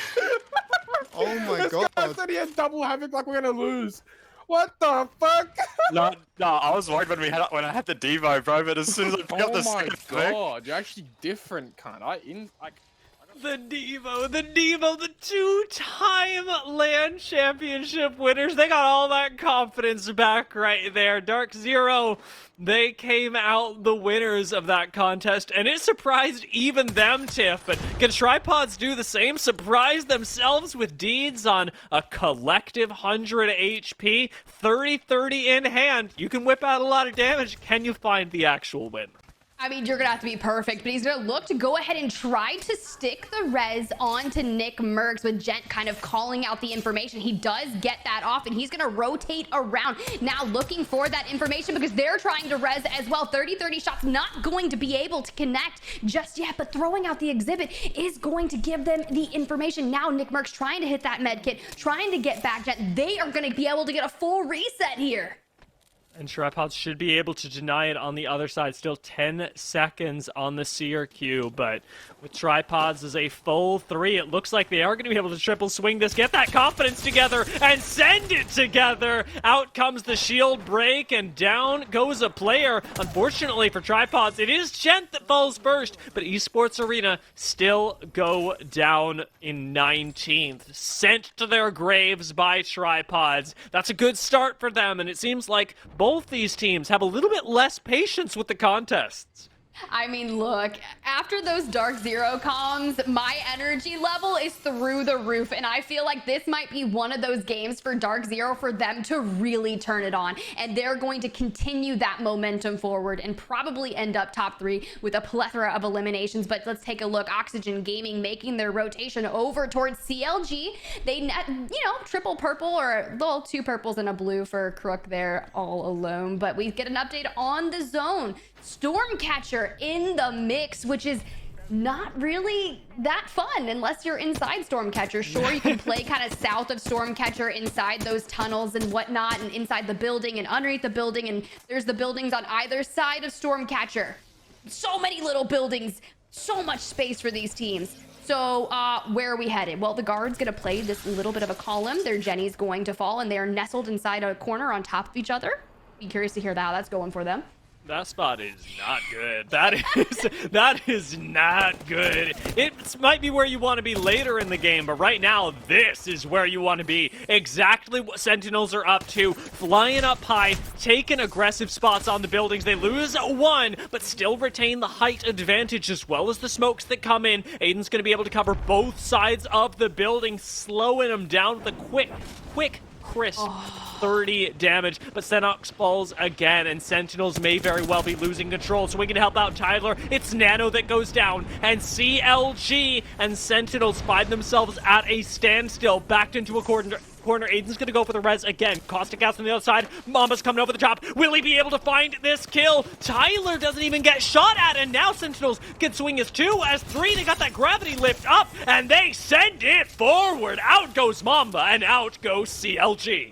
Bro, that was absolutely disgusting on the hands of Sentinels. Their ability to prioritize the res so that they have all 3 of them up, but not even able to fully heal. The way they're still able to work that push, CLG kind of isolated their pushes, right? Going 1 at a time towards Sentinels. And when you've got Tyler FPS, Aiden the Destroyer, and I'm sure Senox is the one kind of IGLing that trio right now, that did not work well. Bro, you are pushing 2 insane fraggers isolated. I would not do it again, I'll tell you that. No. You get a knock onto any Sentinels member and you go, I'll think better of it and take my luck this time. With Dark Zero sitting over by Cascade, we've got a very different approach to the game, but one that seems to be just as risky as CLG's. Sitting outside, Zero's taken a lot of damage and doesn't have a way upstairs without the cover of his squad. Jen, Burton, and Sharky sitting on the top floor right now and hoping they can get their 3rd safe. Zero's still sitting below. Dark Zero and Jen Burton going to swing together, and finally it's time for the all-out brawl. Will it be a triple swing? Will it be an opt onto the low ground? They're trying to go for the flank, but they get caught. Sharky's down to 50 HP. Jen Burton's trying to disengage, but he gets lasered, and this could be the end of Dark Zero. It's NRG the swing in, claiming Jen Burton's life, taking out Zero, and leaving just Sharky left. Sweet's gonna be able to finish this kill off as well with the 99, cracking for shields on the outside. Finishes off a little bit of extra KP on the inside, and NRG get the chance to reset with Sharky. Just happy to be alive. Bruh, Sharky is running through the water, just trying to live his best shark life. And I mean, what do you expect from your map 1 winners? Nevertheless, the split 1 Oversight playoff winners, they are looking so dominant right now. The way they aggressively pushed into that building, put on the onslaught of damage before Dark Zero could even regain. But let's check in with OLN, who's got Luxford from Complexity kind of stepping in for a Sivian, Naughty on the board as well, and Zed. So a little bit of a different team, kind of a hodgepodge here. And, you know, they did go out early on in map number 1. They're prioritizing their rotation through the ring because they don't want to go in just on the south side of that. So they want to go a little further north. Yeah, not wanting to get pushed on from underneath, from the side, where we know NRG were as well. Both teams get to win in this scenario, surviving their rotations for now, and that's going to be the goal for everyone as they got to move even further towards the east. NRG, though, still taking things slow, knowing that there are a couple squads in the area. They've got the chance to use the Crafter over by Cascade, get themselves set up for the later zones that they've still got plenty of time to let close in. Notably, Luminosity Gaming also playing on the south end near Launchpad, Glitch Gaming over by Thunderwatch, and if we take a look up at the top, it's Aim Assist and OLN that'll be running into each other soon, and Aim Assist are not too healthy right now. Yeah, it's going to be a really interesting rotation. I'd be curious to see just how this 3v3 fight kind of meets as OLN just full charges up the hill unknowingly.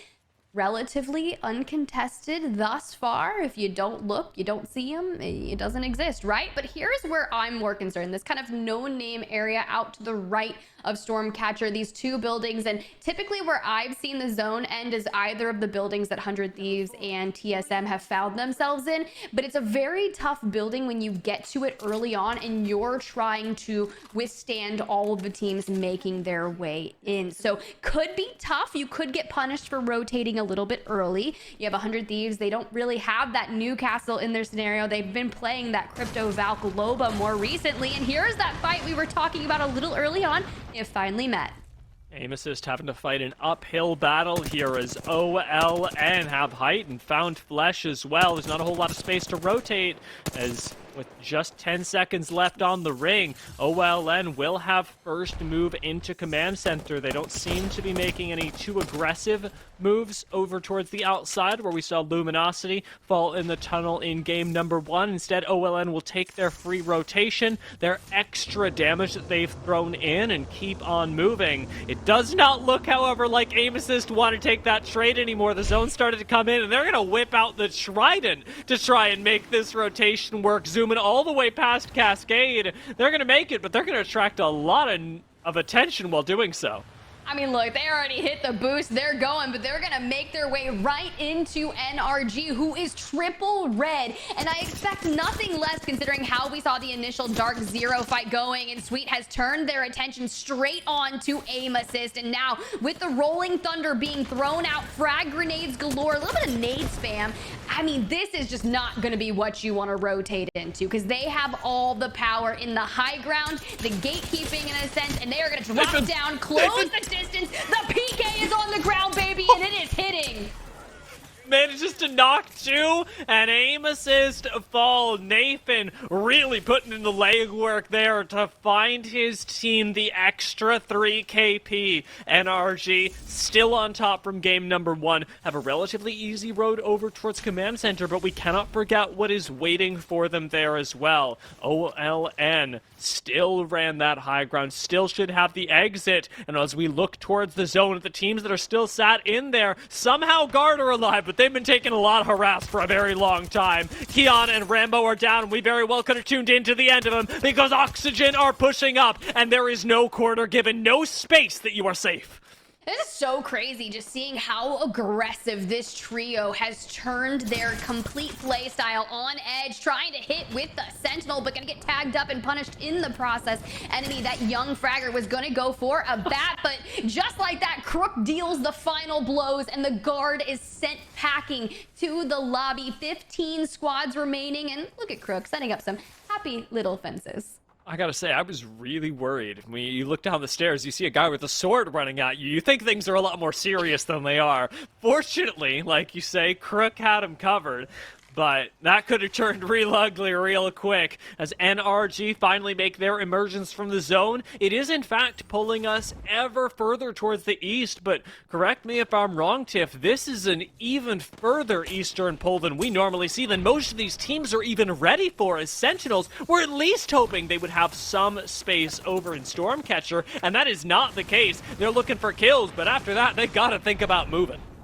They're going to have to think of moving, so they need to get this fight done and dusted rather quickly. Senox, Prowler in hand, trying to jump down on the team below them. Pack on the door, trying to heal up. But you can see that you have OLN in the distance, so you need to keep that in mind, because if this fight goes on for too long, obviously they're going to want to get involved on their rotation. Shots not going to connect. That team is just finessing the inside of Stormcatcher. At this point, do you continue this fight, or do you prioritize your rotation and risk getting third-partied from behind by these two teams? Because one of these teams is going to fall. We're just waiting for the call. We're looking towards Senox. Hey, what should we do? Are we going to make a rotation out? You're going to see the pings going out. I think they may prioritize that. Tripods, meanwhile, off-screen going to fall to the hands of Luminosity and another team. But Season, they're the team that was Sentinels was trying to fight, and you can see that OLN has made their way in, and a little rat named Sharky in a nearby vicinity as well. MPS in trouble. We've already seen one knocked, and NRG are continuing to push up. It may be uphill, but that does not seem to bother them right now. Swinging as 3. NRG will drop no one, but take out MPS for free. They've still got the rotation into zone. They won't have Valkyrie ult for a few seconds more, but as this continues to close, they may very well be able to sneak around the south side and up through these spider ramps into the ring. Yo, I don't know what NRG did this morning. I don't know. I wouldn't say like eat their Wheaties, because I don't know if anyone eats Wheaties, but like something in a sense has just awoken in NRG today, and they are looking so strong. And I know Sweet tweeted out like, hey, Guild can't even hear out of one of his ears, and someone was like, bro, like just another day in the life of Guild, but you don't need that when you're playing on Roller, my guy, and they are proving all of that right now. A digi threat on the Prowler, and all of the damage is going out. More eliminations are going to be had for NRG, but not before Sweet falls. One down now. NRG still have Guild. Can't hear, but can he deal 50 collective damage? Coming up over the top, it looks like he just might be able to. Punch comes out, but he finds the win against Luminosity. Getting swung on now. NRG still have just the one player, and it's going to be enough time to say goodbye as they get taken down by Space Station Gaming. Two great teams. Two fire powerhouses. I don't even know. Sit and get eliminated on that low ground. Well, SSG get to clean that up. We've got some cleanup happening towards the northern end as well. E8 getting run up on by Oxygen, who do not have a care in the world. Pick up those two, pick up the 3, and E8 are gone just as quickly. We have gone from 11 to 8 in the blink of an eye.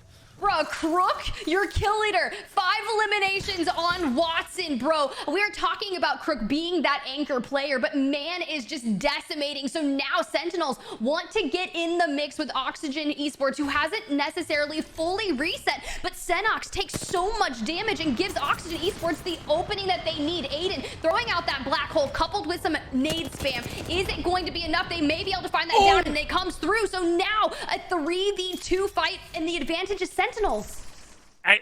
It happened so quickly. Nobody from Oxygen was expecting to lose a teammate like that. Now with Sentinels trying to push up into zone, it's Oxygen that have to come to them. The priority has to be the ring, and Sentinels run the ring. They run this whole side of the map. The West belongs to them, and Oxygen have no choice but to walk forward. The West belongs to them, bro. It is the Wild West out here throughout the rotation. Out to the right side of Stormcatcher, where we saw Furia already prioritizing and setting up their momentum base there. Now Sentinels trying to break into these buildings. We know 100 Thieves is here. We know TSM is here. And I was watching Suri earlier when they were doing the international scrims. They were talking with 6, and they were like, we need you to be more confident going into fights and controlling space. So they've got an RE45. You know they're feeling confident. They've already got the opening knock on to Senox. Make another one on to Tyler FPS. So now it's TSM that wants to get on the fight, Dia. they've closed the space so early, and well, Glitch Gaming fall. TSM are the real victors here, being able to take out 100 Thieves face off against a weakened Sentinels, or is it? They eat a lot of damage, and Hal has to pop back and take a badge, as fortunately for them, Sentinels are forced to crest this small fence. They do go down, and Oxygen will meet the same fate. We've still got plenty of folks trying to make their way into this very small zone, but it's TSM and Furia on the far eastern side that are the real spots to contend with right now. We've only got 3 teams left, and everyone can afford to look down. See, but here's going to be the interesting thing about Furia, right? They've been sat here for I don't know how long, the duration of this game. They prioritize their rotation and the end game, which is going to be different for them because they haven't picked up the near amount of eliminations that someone like TSM or any of the other teams that had to rotate from a Southern POI, because they start in Lightning Rod. So they just pop down south for a little bit of a journey, and now they've got to take down Space Station and TSM and get the W to find some great eliminations coupled with placement points to make this an effective map 2 for them. They seem to have, at least for now, angles that should make it work, but we're starting to see that picked apart as Space Station apply a little bit of pressure, and as 3 people, you can only put so much damage down onto 2 squads, especially when one of them is in the air. That is the panic button for Furia, is now they have to put up a defense into their kingdom and have no good place to do it. They're landing directly on top of Panders. TSM take the roof by force, and Una reverse card the flow of this game. Yeah, but Hal was able to grab that RE45 from that prior fight, so you know they're feeling confident in those close range engagements. Sure, he's going to take a little bit of damage, forced to reset and get to full health before dropping down, but Verholst sitting there with that Arc Star, ready to let it go flying and get that opening damage, because they're just going to bide their time. Because when you come down to 3 squads in that full 3v3v3 fight, you have to really get the other 2 teams to start focusing each other, and then you drop down and just clean up shop, because it's not going to matter. TSN's got digi threats, so you can smoke the place up all you want. They've got the boxes to play as well. Reps even swinging out to the side to see what sort of damage he can lay down, see how much space TSM as a whole can take. Managing the 2 teams below them is going to be the greatest challenge. Can you push these 2 squads into each other? SSG surely want to take height away from TSM, but cannot risk it all in the climb up from Furia. Instead, Verholst going to sit back and try and take as much vertical room as possible so that you've got angles to cover your teammates. Hal getting walked up on as SSG slowly inch forward, and Furia are playing the patience game. One of these 2 squads on the high ground has to fight, and Furia want to be the third party. Yeah, that's kind of what it's looking like. Hal needs to stay where he is, and I almost want to see Reps or Biggie kind of rotate, swing down onto Space Station, pepper them with some shots, and try to force them towards Furia, because if Hal is maintaining the high ground, they shouldn't be able to necessarily walk up on him as well. But I'm curious to see how this is going to play out and who's going to focus the other first. But right now, you see Hal does have the ultimate available to him. He can just bide their time, throw out that black hole, and really just get a lot of damage. I mean, 4 Arc Stars to boot with it? I mean, that's unheard of. I don't see people go end game with 4 Arc Stars. Zone advantage coming to TSM is going to force Furia into SSG. SSG have to know this just as well as we do, and their commitment onto the low ground is perfect. Out goes the Bloodhound scan. Panders is already down. They cannot afford to commit fully to this fight, but Zen is already so deep, picking up yet another knock. It's do or die for SSG, who jump in, take out Furia, and relegate themselves to second place as TSM swoop in for the win. I mean, I'm not going to say that was my prediction or anything, but that was definitely my prediction, and beautifully played by TSM, biding their time, waiting to get into that fight at the right moment. But I think that was Space Station realizing that they were going to play for second and try to eliminate Furia before TSM got in the fight, so they could pick up as many of those KPs as they possibly could. And I'd be curious to see just how that paid out for them. Meanwhile, let's get a look at some of the replays throughout map 2. These early contests were absolutely glorious, especially that one at the mill with Dark Zero. When you've got your team hyping you up just like that, that's that 2-time land champion right there. I mean, that's how it's fun, right? It really does, and I have to admire that Dark Zero got a lot of that confidence going in Game 2, and you can only hope that in their third and final game on Storm Point that they'll be able to do much the same. Well, NRG met their untimely end down in the south. It was ultimately SSG that were able to be the benefactors of that, picking up the second place. But Sentinels were our silent heroes in this end game, because though they did not make it in, though TSM cut their journey short, Sentinels culled like half the lobby.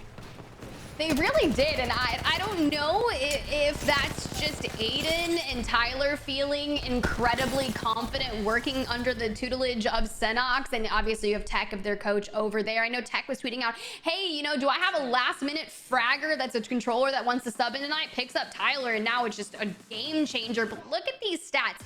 Space Station Gaming, although not taking home the win, able to get 10 eliminations and still beat out TSM on points with 19 total. Phenomenal. It's this sharp contrast, and it's exactly what you had highlighted in zone number 4, that TSM and Furia playing this much more passive game, prioritizing those spots over in the east, didn't get the chance to participate in so many of the other squads that were running in. We talked about Space Station already, but look down at third, and Sentinels also right there with their, as we talked about, culling of the lobby on the way in. It gets them third place overall in game number 2, and that is such a big shift for them. You do have to recognize, though, that with NRG coming in fourth, and with a 25-point game in game number 1, they're still looking like they're at the top of the leaderboard. I mean, that's so incredibly consistent. It's a shame they weren't able to get through that next fight, right? There was just so many people trying to hold them out. And, you know, props to Guild for finishing off that team before going down as well to grab even more. But they still hit double-digit elimination. So, I mean, it's just the beginning, right? We've only finished 2 games and there's 4 more to go. SSG look strong with their finish in second this game. Plenty of kills on top of it. NRG still creeping up, though. Who's going to take that spot? 3 games in will be after the next one. And before that, we're going to take a very short break. Okay, cuts here. Nice, Shocky! On Shocky! Sorry, on me! Nice! Oh my god, Shocky! What the What the fuck? You're actually the GOAT! That's a 2-time 100% lane win rate, motherfucker, right there! God damn! That boy cold! What the fuck? I did literally nothing. How much damage What did the you do, fuck? God? 130? Oh my This god. guy said he had double havoc like we're gonna lose. What the fuck? No, I was worried when I had the Devo, bro. But as soon as I picked up the Oh my second thing, god, you're actually different, cunt. The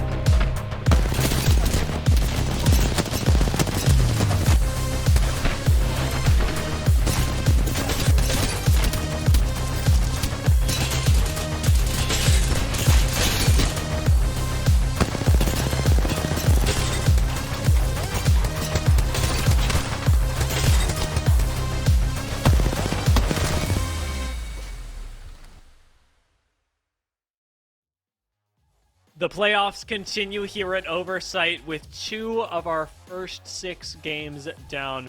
We've got that third one lined up for you soon, but before we jump there, we need to take a look at the overall standings, with NRG having grabbed first in game 1, fourth in game 2. They're still on top, 36 points, a 10-point gap between them and Oxygen, who slide in as a surprising second place. Yeah, they've been playing so aggressive as of late, and it's been really exciting to see just the change-ups under the guidance of IGL Hill. It's just been working out really well for them. You've got the young fragger enemy, you've got Crook on that anchoring role, and it's just working out really well. I thought they'd have a lot more resistance to the change in the more aggressive play style, as opposed to just playing hardcore zone, but obviously things are starting to click. Sentinels, though, in third place here at the playoffs. You know, mind you guys, this is just day one. There is day 2 tomorrow where they will have 6 more games. So these scores, they are going to keep changing, but you want to make sure that you're getting in that consistent top 5, putting down points every game. So you don't go into day 2 thinking, oh my God, like, how am I going to overcome the disparity on the leaderboard? Well, you got to start now, and this is going to be our final map of Storm Point for day 1. And look at that zone already, Dia. I'm just like, you know, this is a Furia. TSM's going to have a nice rotation. But I mean, I'm thinking of the teams like ESA, Tripods, down in Cenote Caves. I wonder if Oxygen Esports is still trying to land Shipfall. You know what? I am quite worried about the teams that have to play Edge, as I always am, because I look at that and I go, man, there's a lot of distance. What are you going to do? How many teams are going to gatekeep you? But increasingly, I'm getting worried about the squads that are in zone as well. Those teams like Furia, like Esports Arena, that are landing up towards the top of Storm Point right now, do struggle if they pick up just a nice spot early on to actually get the KP to go along with that. The sort of exception that's been proving the rule of how important placement is absolutely Sentinels, who still find themselves near the top of the leaderboards with less than half the placement points of everyone else. But how long can you really keep that going? And if you're not Sentinels, which so many teams are not, how can you even match that sort of pace? I mean, it's tough, right? There's one thing I know about Vexed, and they are just aggressive. So you're pulling one of the highest fraggers from ALGS EMEA Split 1 and throwing it onto Sentinels, and that's what he's gonna do. He's gonna frag out, he's gonna have fun. It doesn't matter what team he's subbing in for, but this is also great, right? And now Tripod's getting into a little bit of that scuffle once again with ESA. This is the final time we'll see the contest here today on Storm Point. You'll see more of this obviously tomorrow. Nick Merckx throwing out the tactical, trying to find some information. Not really gonna give him too much, but Deeds with that nice swing, but immediately punished and forced to back off because he's gonna find 2 of them. Gent just wanting to get a nice little hit with that Sentinel. Not gonna connect either. Really good of him to hold down that angle, at least until Deeds could disengage, though ultimately having to give up the height advantage as well. Tripods are trapped on the inside, and this doesn't look good for them in trying to actually find the victory in this small engagement here. Nobody has a whole lot of resources. The Esports Arena, at the very least, had a lot more space as they jump inside the building. Phony alongside them as Luda holds down one door, and Esports Arena prepare for the, oh my god, the fight. Deeds shot out of the sky right there, and Esports Arena get to back right off. Phony trying to pick up a little bit more damage, perhaps the full thirst, as Luda finishes the job, and Tripods get dismantled inside Cenote. I would be really curious to hear their comms right now, because Deeds just got his freaking wings clipped. Bro, I don't know what he was trying to do, jump around, fly inside that building, and Phony was just like, this is not happening. This is a no-fly zone inside this building. Enjoy the lobby. But hey, I mean, it's been rather... I think ESA has technically come out on top in that contest 2 out of the 3 times. And as you can see, ESA now has their work cut out for them on that rotation. But let's go ahead and look. We're pulling straight towards... This could either go all the way up to High Point, or it could be more of a Thunderwatch area zone. So I'm looking to see kind of where 100 Thieves is gearing up to push, because typically they've been accurate on their calls kind of where it is pulling, but so has Furia. But with them landing Lightning Rod, they don't really have that far to go. They don't necessarily need to push out of Lightning Rod just yet, but look who's coming over towards them. SSG, and this could be kind of a revenge fight for them. SSG just split up Furia. There's no way back. I don't know who is extending down towards the south, in towards the Prowler camps, but you have to go through SSG to make it back to your team, and already that's a massive advantage for the space station lads. With 100 Thieves up on this high ground, they've got a pretty decent spot that'll age well into the end game as well, especially with things like a Crypto and a Loba to pick up cursory loot. But Furia, they are getting full sent on right now. SSG know they have a numbers advantage, and they are doing everything they can with it. 100 Thieves not going to be a part of this fight, as Furia still try and make their way out, get clipped, much like we saw earlier, and Watson goes down. I honestly think as SSG, you can chase this until the cows come home. Nobody else was coming up on that rotation. Rez is going off onto his Watson, but the backup has to be coming in. Yeah, I think that was really strong to prioritize that reset immediately before SSG is able to fully push in. Not sure if they're going to. We know we saw Panders hitting that grab lift, and now they're going to be able to get a full reset and then carry on. Meanwhile, Optic still at the mill, but it's not going to be Dark Zero. It's going to be OLN looking to get into an engagement with them here. Optic's so used to fighting at the mill, you have to imagine they should be comfortable here, but with Noct getting fried, he's got to pop a syringe yesterday before he goes down, and there he falls.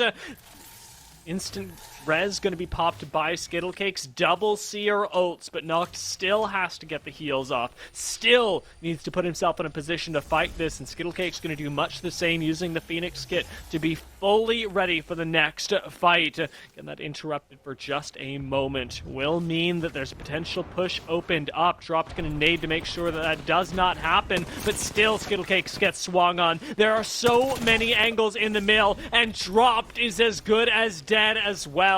Noct disengages onto the roof, has seconds between him and the next syringe. The next med kit has a skyward dive, but no time to get out, and he's gonna have to foot it out of there, sliding down the mountain and hoping that you can get the heals off in time to save yourself. Seer still chasing you down through the zone. Optic Gaming, their spot is not looking good right now.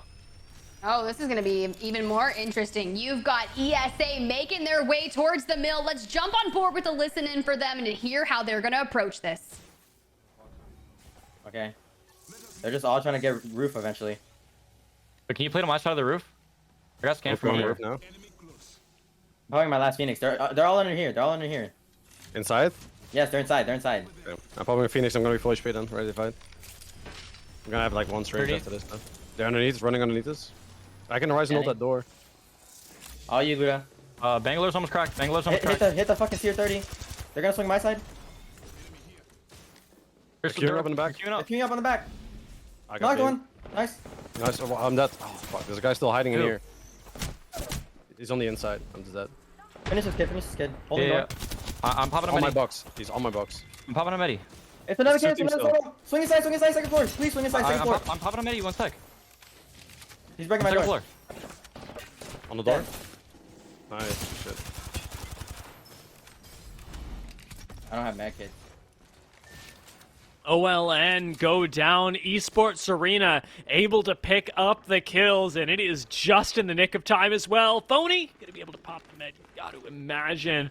Well, Dark Zero sit over by Downed Beast. Their rotation over takes them towards Cascade Falls, and that's going to be exactly the same move that Esports Arena has to make. Moving up to the north tanking zone. We already heard them talk about how they don't have meds. Now they don't have an extra player either, and still must continue pulling further up into the north. NRG, they've got that freedom to go south, though. Moving over towards Wall. They slide down into their next engagement. Nathan almost taken out, but throws in the Arc Stars for a little bit of extra damage, and NRG are looking like they should be able to take a fight. That frag is big. Nathan gets out just in time, and they're gate-capped by this door. NRG can't seem to make their way in.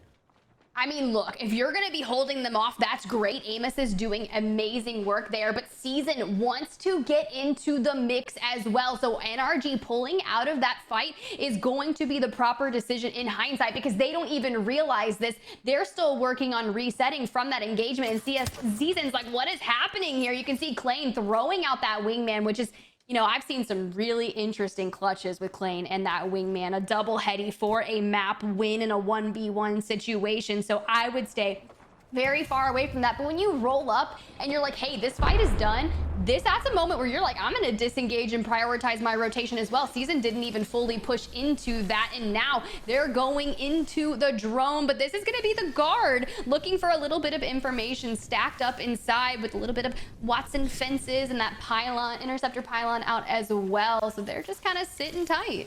Now, Guard were one of my 2 predictions for the day. I had SSG as well as them, but Guard also have not had the performances that they were known for in the ALGS Pro League.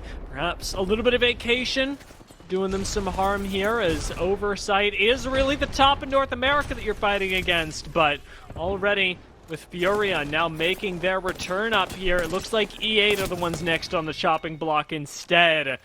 Taken out fully. Furia make their glorious return up to the high ground that SSG booted them from recently.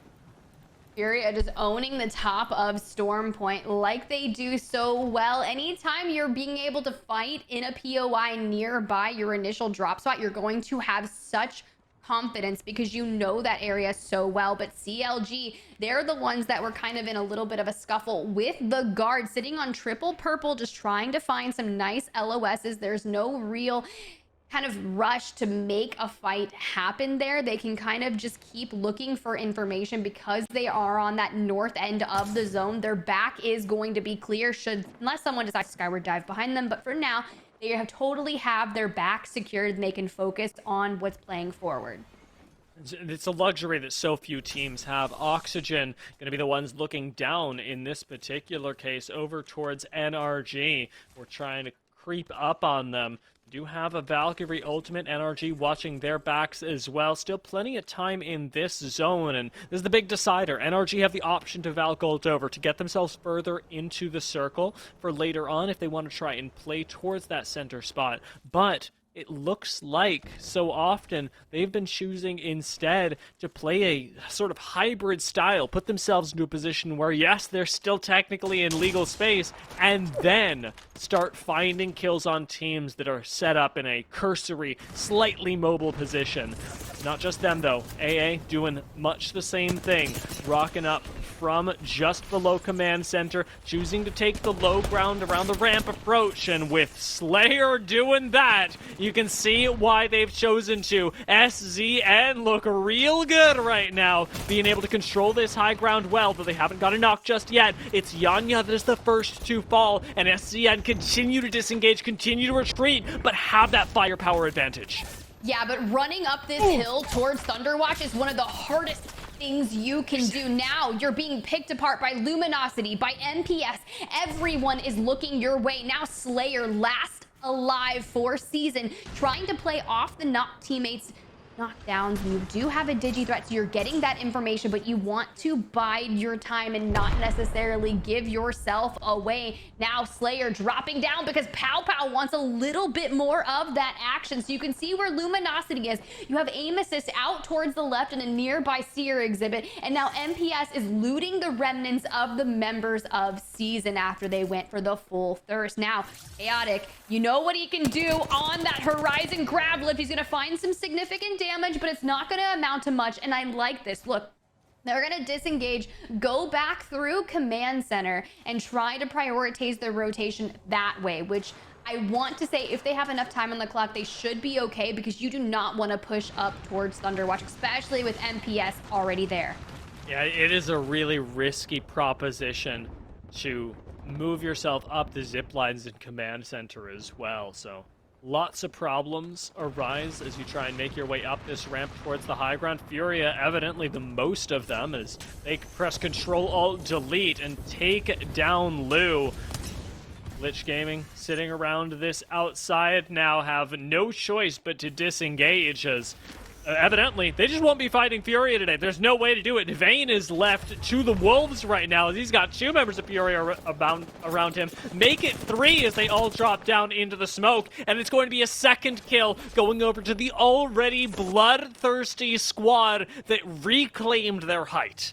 I mean, look, this is exactly what Furia needs to be doing right now. They are the kings of the north, but talk about a fight that I am so excited to see. It's going to be NRG and Dark Zero getting into a bit of scuffle. Sweet already down, so now Guild and Nathan are going to need to clutch it up, and it's going to be Sharky is the one that was able to take down Sweet. Trading in the 1-4-1. Nathan takes a side angle with this car and almost finds the knock. Whips out the 301, and it's another 1-for-1. Guild is still laying down damage from below, and it's enough to take down Dark Zero with the help of Oxygen, but it will not be enough to save NRG, who now get gate kept by Oxygen from above. The zone closing in will be unforgiving. It is round 3, and you do not survive this. Interrupt on the heel makes the formality official. NRG get taken down, and Oxygen run this side of the map. I mean, you made that call early on during NRG's rotation. You're like, Oxygen Esports is holding this side of the map, and for them to drop down, prioritize that third party, and now resume their positioning back into the next zone. I mean, what more can you do? Oxygen has played that absolutely beautiful. So Hill on the great comms leadership right there. But TSM, now they have to look towards that building, but so does Space Station. They're going to have to rotate south. So TSM are going to have to guard that building with care. And we have to keep our eyes out for the interaction between they and Oxygen as well. Oxygen, second place overall so far, just took out the first place team and have the option to override them if they play this right. MPS still looking to frag out, have jumped down and taken out AA in the meanwhile, clearing out their backs in these tunnels. But the way out is going to be fraught with peril, as you're going to have to walk through so much open ground. The one team that's not going to have to do that, of course, TSM that we mentioned at the very start, having one of the few remaining buildings in the next zones. Oh, look at this. Furia and Luminosity in an open all-out battle near the Prowler Cave. That's going to be interesting, right? Because TSM and maybe some of the other teams might have a long shot, and with Verholz picking up Sentinels more frequently now, he could kind of put a thorn in the side for some of these teams. But for the most part, this should be a rather isolated fight unless Slayer from Season decides he wants to try and get in on this and maybe find some KP to try and salvage this game for them. But Zera takes to the high ground and starts throwing down the damage on Luminosity and minimizes the amount that he was able to take himself. Panders almost finds that knock. Zera finishes it off. That's Jaguares down, and 100 Thieves helping out from the high ground as well. Take out Nizel. Luminosity Gaming are on their last legs, and there's just one more team to fall till we break into the top 10. Will Furia do it? Will 100 Thieves find the kill from above? Neither squad committing as they give Luminosity the time to reset. Slayer may very well be the one to find this kill if he can rock up on Yanya, but Furia already have a new interest, a new crush, and its name is MPS. Sitting out towards the side, needing to rotate in right next to TSM, will also take them right through the sidelines of Furia. Furia turn back momentarily, eliminating that last member of SZ, and Luminosity still in this as well, but Zera takes a lot of damage, and they do not have that much time. Yeah, but Slayer was able to grab one member of Luminosity, and even though Jaguares is going to come back right into the open arms of MPS, now Furia can turn their sights onto MPS, but Pow Pow still incredibly healthy, and Furia was looking a little bit worse for wear, so they need to go on that reset. Incoming black hole, and Madness on the Loba, able to disengage and find a little bit of cover, but granted, a nearby Arcstar is going to kind of thwart that plan, but Furia not inting on them just yet. They do have that Prowler Cave as a little bit of cover. They'll have a little bit of time before really having to move, but look at Oxygen. Enemy not in a good position and forced to rotate out, but Space Station in a nearby building than TSM, so this is kind of tough over here. Furia are going ES Avery focused, and there's no gatekeeper anymore. It's time for the all-out fight, and MPS double down, jumping into that Horizon gravity lift, but still losing some. Watson finds the first knock onto Shubi, and soon to follow should be the rest, but suddenly his Watson goes down, and it's Zera that clutches up at the end, making that fight in the smokes a nearly impossible one for MPS. Right back to the center, to the spotlight. fight. We've still got TSM and 100 Thieves crowded up around each other in this building. 100 Thieves sitting around the outside, able to slide down and take some real estate here. SSG still in the conversation as well. They have been everywhere this game, but as soon as one fight breaks out, so many more squads will follow. Oh, Vaxlon charging up the PK, not going to connect it. Is going to dodge that Arc Star. I was watching Scurry today earlier in the international scrims. His name was Ping Me a Sentinel. So now Scurry, also running the Sentinel, has that Digi Threat 4x10 scope type thing on it. I don't know the exact name of it, but that's what I'm going to call it right now. And now he can just see through all the nearby Bangalore smokes and be a complete nuisance to every team left in this lobby. And mind you, we are down to 5 squads in map 3, all of them still full. Getting a little close for comfort, even for Guard, who sitting around again have found themselves one of the hardest positions to play and up against one of the best fighting teams in North America. The Guard quickly get shooed through, and Furia have the opportunity to rotate around through the other side of the zone and make their way closer to TSM, closer to 100 Thieves, who are even so approaching a fight that we know is going to be deadly. 100 Thieves are avoiding it like the plague, not wanting to drop down, but this fight will come. But minding their time in the meantime. 4 squads remaining. 100 Thieves needing to be patient, but they also need to make sure that they are controlling space, right? That is going to be mission critical for them and something that they have, in fact, been working on. You can see Space Station making their move towards that next drop, but they're going to be right into Furia. Zera finds a lot of opening damage, and Monsoon is going to fall. Even though Panders wants to throw out that smoke, this should be an easy cleanup. How do you double swing on Furia and go down yourself? It doesn't check out mathematically. It is something that only this squad can do. But Furia now have managed to put a real big dent in the defense of SSG. 100 Thieves and TSM listening to that, know that it's their time to fight soon. Still taking poke at each other. Onmu even whipping out the drone for a potential EMP. Could be defensive, could be offensive. Vaxlon's coming around the side. Out goes the EMP. 100 Thieves want to fight now, and they're going to push in onto TSM. They've got one heck of a defense on the inside, and a swing from Big E manages to keep him alive. Over the top, though, 100 Thieves are still suffering. Not at the hands of TSM, but at the hands of SSG, at the hands of Furia, as they go down. Furia coming in for the third party, looking for TSM. They're committing to the inside, swinging around the back. They shoot through him, take the win, and take game number 3. I mean, that was well done, honestly. I'm looking at that fight between 100 Thieves and TSM, and you saw the PKs hitting for 9 back-to-back. So Scurry's like, you know what? This is cool. I'm going to break out my Sentinel, try to fire in, and I feel like that's just where they went wrong. But the moment Furia closes the distance and starts hip-firing that Prowler into them, it was over then. It is the season of the Prowler ever since that damage buff from 14 to 15. Every single player has been running it and just hip fire. It's disgusting. And it is exactly as we predicted as well. We saw the spot with 100 Thieves and TSM and knew that as soon as that fight started, everyone else would arrive, and arrive they did. Furia, as they were so often in this game, the last ones to do so, and the ultimate victors, picking up so many kills on their way to a Game 3 win. We talked about NRG, we talked about Oxygen throughout the course of this game, our first and second place teams coming into it. I think we've got a new name in the mix. Hey, and that's exactly what you need to do. And if you're going to get into the mix, you need to get in now, especially like Furia did on the inside of the building. Absolute chaos. Now let's take a look, because I was talking about how Furia was waiting in some of those end game zones, playing that patience, but this time it was a game changer, dropping into their drop spot POI of Lightning Rod and just taking every fight they could. Paid off.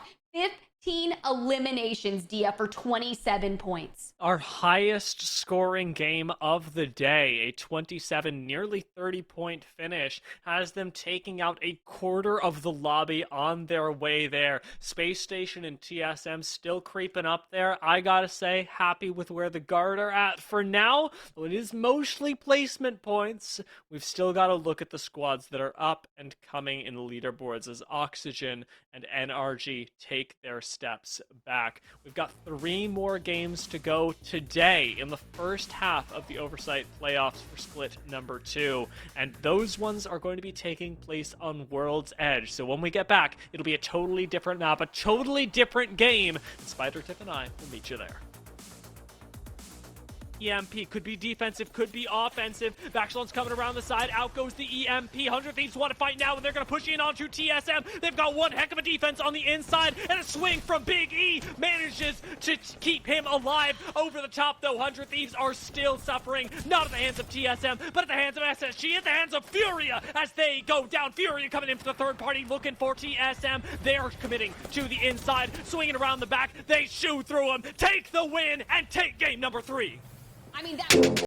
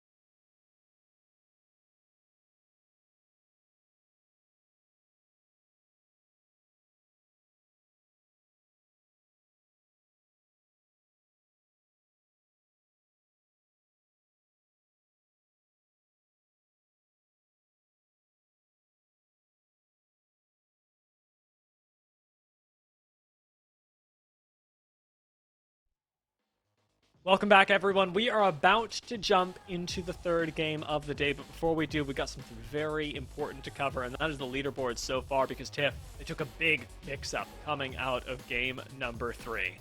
Hey, if you're gonna have a mix-up, now is when you want it. And coming off a 27-point game, Furia now at the top of the leaderboard by a...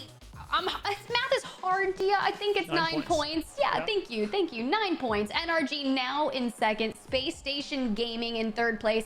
TSM, one of my picks for the playoffs, 4th place with 32 points. And Oxygen Esports rounding out that top 5 with 31. So you can see 3rd through kind of even 6th place right now, still relatively close, but Furia after that 3rd map really trying to create some space away from them and the rest of the lobby. But NRG, having won Oversight Split 1 playoffs, is looking to run it back. They want to be the 2-time Oversight playoffs champion, so they don't want to let Furia get out too far in advance.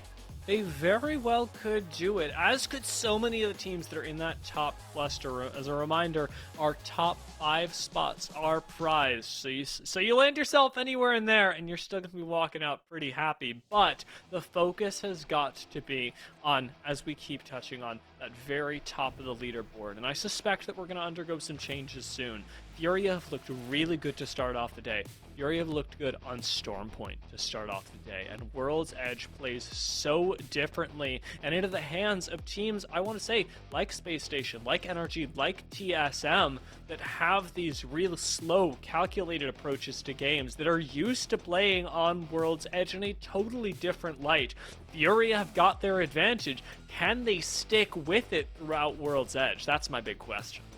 Well, it's a question that we hopefully will have some answers for throughout the duration of the last 3 maps, but some of our teams did get a little bit of practice on World's Edge just prior to Oversight Split 2 playoffs, and I think it's great because you guys saw the ranked map changed. It went over to World's Edge, and people are like, what is happening? It's like, nah, this was just practice, right? We wanted to give you a little bit of the map in a ranked format before jumping into the latter half of our 6-game series, especially, you know, Hal. I'm curious to see how that goes for Lava Siphon, right? A lot of those zones have been pulling more towards Lava Siphon, Southern World's Edge, and we typically didn't have those, but I've been seeing those pulls more frequently, and it's made for some really interesting fights. And as we keep going south, I mean, That it'll be a welcome change from what we saw on Stormpoint, where we were constantly pulling up towards Wall, towards Lightning Rod, towards Thunderwatch even. And now we get the chance to see what a different sort of territory looks like, especially when things pull north in Stormpoint. A lot is determined by verticality in that mid-game. And on World's Edge, so often that's not the case. It does come down to a much more flat ground approach, and that may very well change teams' approach to the game. Already we're seeing a little bit more Crypto, Fuse picked up, Glitch Gaming, Fuse, Maggie to be pulled out for this game. Lots of Watson as well, so a lot more defense for some teams and a whole heck of a lot more offense for others. Yeah, you saw Alb pick up the Wraith, as you had mentioned previously, so he's going to continue to run that, but TSM electing to still play that Horizon Valkyr, that aggressive legend composition. And as soon as I was talking about southern zones, we're actually going to see this one go a little more northwestern. So NRG going to be inside that initial zone, and as our players make their way to their drop spots, I'd imagine that we may see a contest inside of Fragment. Typically there's a few teams, if I'm not mistaken 3, that will head that way. You can see Furia. They typically will stretch it out to Climatizer, but Dark Zero and ESA are going to be where I'm looking. And I think Sentinels also go Survey Camp. So depending on those rotations, they could start to intertwine on their journeys. Esports Arena dropping down a little bit closer to Fragment, and as you talked about Survey Camp, it's Sentinels that ultimately will be the ones to, albeit from a very wide drop, group up and move out of there. Our poll, though, has me wondering about Xset, who are not here with us today, but another great team from North America that you'll be seeing at Champs, as they so often are the ones dominating zones that land over by here. In the absence of Xset, who can hoist that crown? NRG. I'm just gonna go ahead and say it. I've seen them win so many zones. If they can get a good rotation over there, they may be able to come out on top. But meanwhile, we're in Countdown where Glitch Gaming and Tripods are both inhabiting this POI. And I mean, Reed's already picking up a gold bag. So deep pockets for them. Gonna be able to store some heals, which will come in clutch for the end game. And 30-30 going out, not going to connect. But I mean, look, if I hear a 30-30, if I don't have good shields, you can see right there, Tripods on triple white, but Reed's falling significantly low and is just stuck, about to have those wings clipped. He's down. They're just a little bit too far of a push forward. Tripods now in a commanding spot, but they lose that position just as quickly. Well, Nick Merckx gets double swung on and taken down. Deeds forced to play this staircase for now. Does give an opening to Gent, who's a little too far behind, and now is down yet another teammate. But look at the picture-in-picture. We've got Guard coming in on the third party, and the fight continues to extend. It's going to go long here as Gent fights for their life. Takes out Glitch Gaming, but now gets run up on. Guard. Got the pin on one. Yeah, it's just one guy. I don't know where he's at. No, I think it was 2. I think it was 2. Oh, never mind. No. It was just 1. We should just get this loot and go like Raven, I think, no? Can we yeah, I was gonna say, can we Valcold and check top trials? There's somebody shooting from top trials. Okay. I'm just going Raven for the time being so we have a spot at least. I'm going right now to get our spot. Team's playing back far over here. Yeah. Great calls from the Guard squad, prioritizing as soon as they got those kills. Some of the best positions in the game right underneath the Raven. A great spot to be in the late game. But again, suffering from a lack of shields, even off of that fight. Unable to pick up even triple blues. So Poke will have to be the focus for them. The Guard want to have any sort of staying power when it does come down to the late game. They did call out 100 Thieves on top of Trials right now. Also have a great position for the later stages of the game and are looking for some poke themselves. As Guard rotate back, they find a straggler, Gent, who has Keon swinging on him as well. Going to be taken down here shortly. Elimination of the ultimate, and Tripods do finally bite the dust. Justice for Jet, who was just trying to grab banners and prolong the life for tripods, but literally the guard just doubles back the moment they hear them. And you heard them call out towards their rotation, towards the Raven, that someone was already atop of Trials. And well, that's going to be 100 Thieves just vibing out in the black market, looking for some good loot. You know, Scurry's probably already found himself a Sentinel, but let's check in with the Sentinels in particular. Very interesting turn of events for this trio after they brought on Tyler FPS, but Luminosity dropping down onto aim assist, hip firing the flatline for some absolute decimation. Where did they go? Luminosity, death from above, and that elimination does seemingly prompt a quick reset as Luminosity managed to check, make sure that no one else is coming for them in no man's land, because nobody should be fighting out here at this point in the game. Playing edge coming from tree evidently works out for Luminosity as they've still got a road up that should take them into NRG. Sitting around the outside of Trials here, their El Clasico position has them lined up right next to Space Station just in case this zone pulls north of Trials and defies teams like the Guards, teams like CLG's expectations. Yeah, the guard showing a lot of space with those Watson fences. MPS hitting that skyward dive, so they're going to be rotating over towards Skyhook right now. But Dark Zero already to the left, and if I'm not mistaken, Sentinels are in market in the building just north of them. But Pow Pow going to get taken out from a nearby Onmu with a charge rifle. It just suddenly disappeared. They all dropped down. Everything looked good, and then MPS were missing a player. Fortunately for them, a charge rifle away is still safe enough to res, especially once inside the building. So Pow Pow's going to get right back into the game with CLG sitting next door. Another knock like that would be deadly. You've still got time. A reminder that Alberlele is one of the few players that's going to be running the Wraith. We will ignore that drill for now, and does have the ability to portal over and play both close and long range with the team. Hey, at least they have the caustic to be able to anchor some of these buildings and protect any little bit of an onslaught, and they can have the micro rotations with the Wraith. But Dark Zero are going to have to fight for some building space and Space Station in front of them, not necessarily fully healed. So Dark Zero going to capitalize on this. Sharky takes a little bit of damage, and Zero full pushes in. Now they've got the upper floor and they can prioritize resetting, but Sharky has not necessarily made it just yet on that Watson.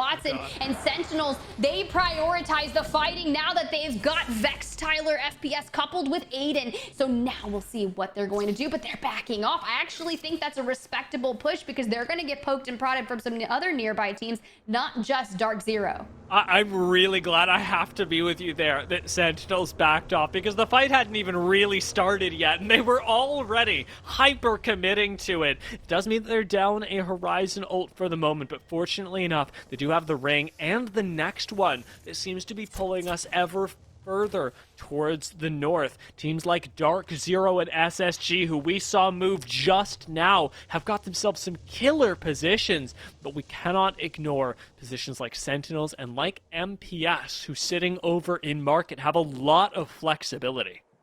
You know who also has a lot of flexibility? The guard underneath the Raven. They can choose which side of the map they want to rotate in. Now, granted, they are on the edge, so they will have to commit rather once that next zone starts to pull.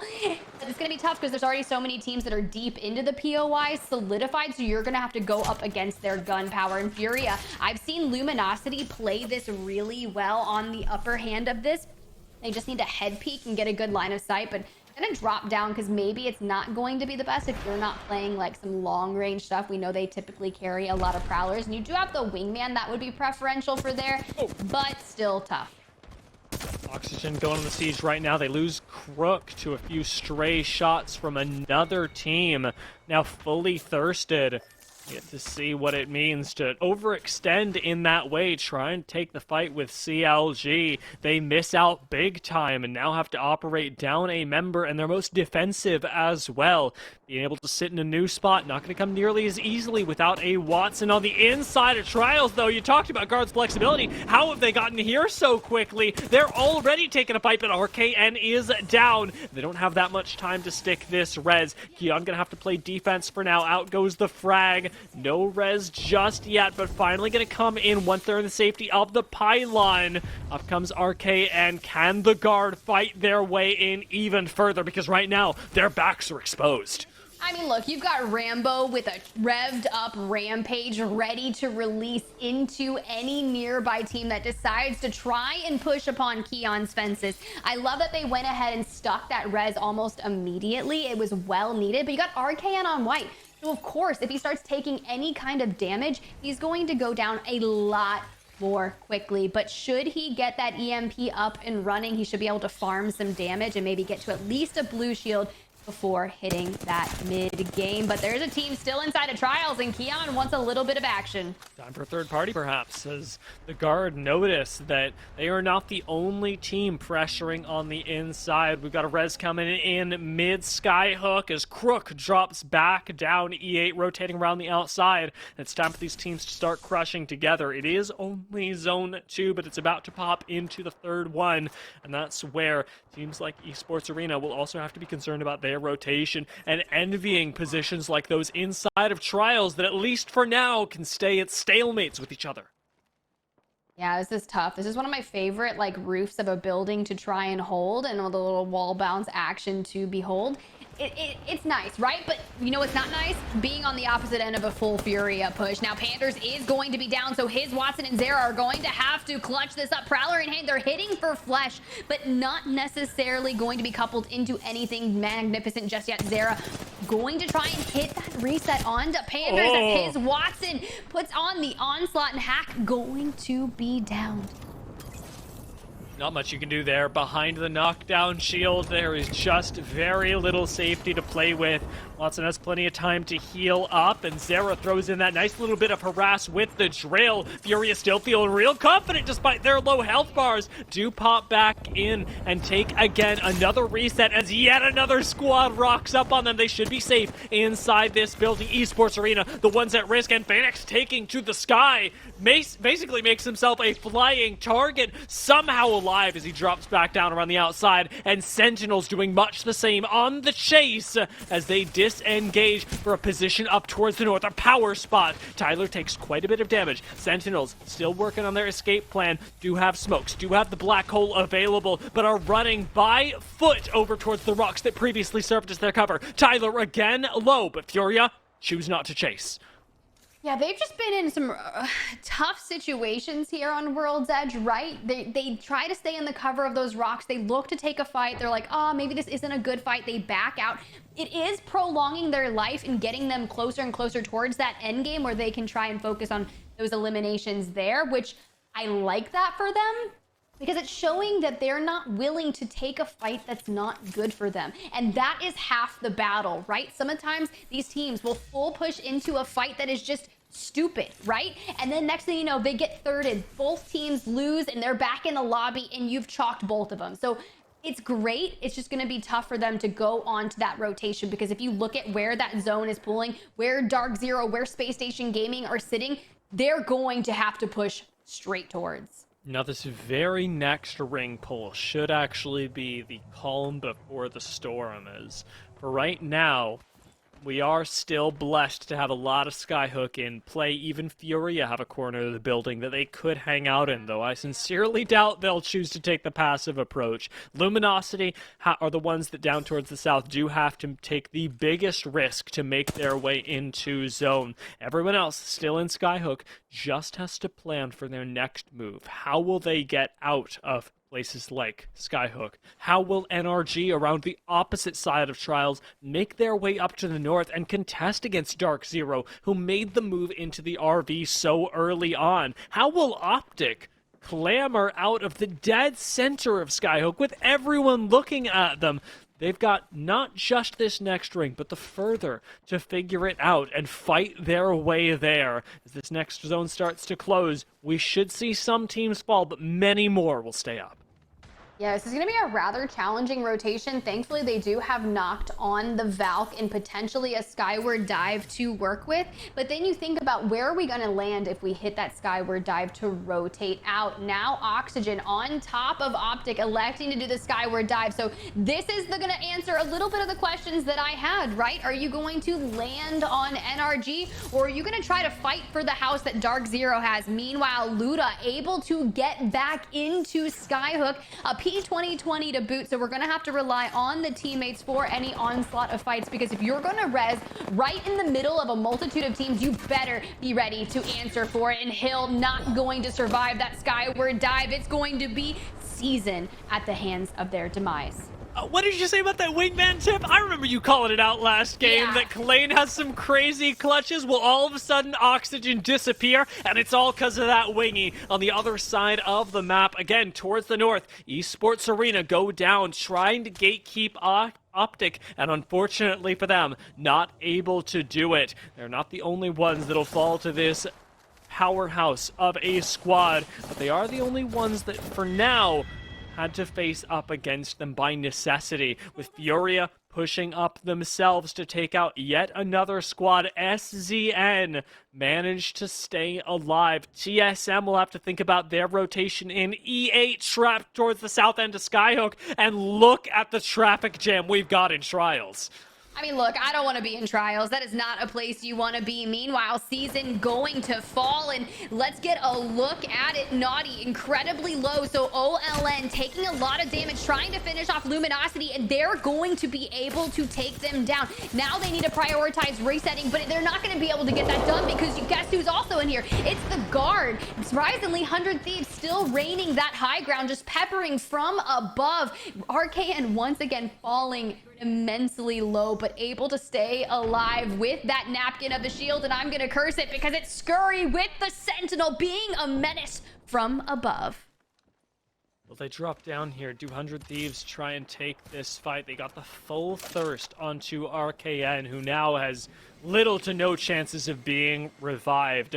TSM watching squads Valk ult in. We'll have to be watching out for Optic, who are actually landing right near where guard were and might still be able to break in through these doors and take a few more chunks off of Rambo and Keon, who are still alive. That's going to be the swing. The door open, but Optic still playing things cautiously as TSM has not let them out of their sights. Will they go for this push, this little bit of safety that Trials affords them? Out comes the Arc Star, sticks a little bit close. Dropped has to back off. It's friendly for the rest of the team, gets that little bit of damage on the inside, but ultimately not able to run up on it. Meanwhile, Furia are just farming. Albralele trying to stay alive with the use of the portal, gives them the bamboozle around the outside of the rock, but still goes down as CLG and OLN meet their untimely demise. Furia take a moment to reset inside these smokes. Panders eats the Arc Star with his entire mouth, but they are still alive.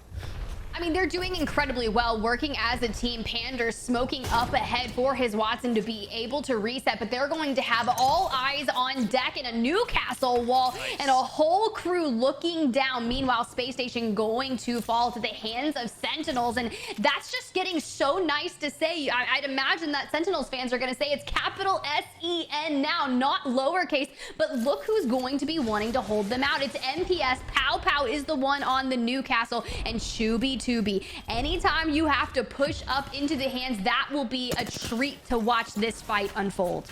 I got to appreciate the prioritization of MPS as well. They got their Newcastle wall facing teams like Dark Zero and Sentinels, but they've got their focus onto the low ground, where we all know Furia can do some serious damage, even pushing up. Now MPS are going to disengage fully from that as Optic and the guard both fall, leaving us with 7 squads left, with Furia so close to this zone, with Sentinels, MPS, and Dark Zero all stacked on top of each other, and we know NRG watching from afar, looking to reclaim their first place spot.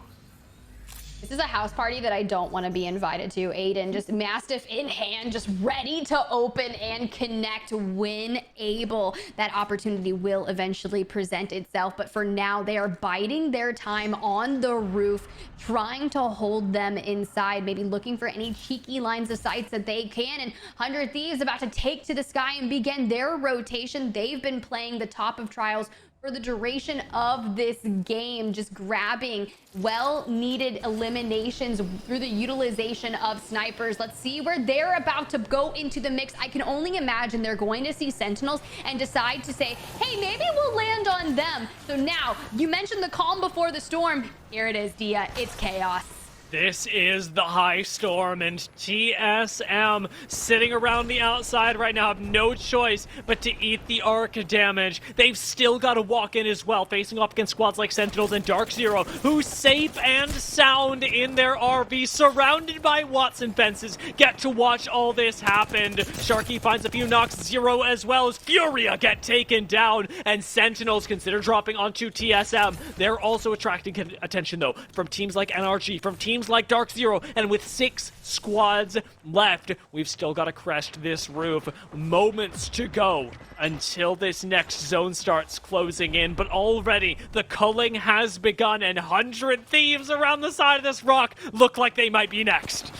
I mean, TSM were 2 nades away from going down. The fact that they've survived this long is an absolute blessing. Meanwhile, a nicely timed Arcstar is going to take down Madness from MPS. So 6 squads remaining, and they do not have a favored ring pull. We know they've already utilized their Skyward Dive. Not sure if they've been able to share and find maybe some ultimate accelerants and try to make that rotation. You know that every team on the complete other side of the zone is feeling nice, but TSM enters the building.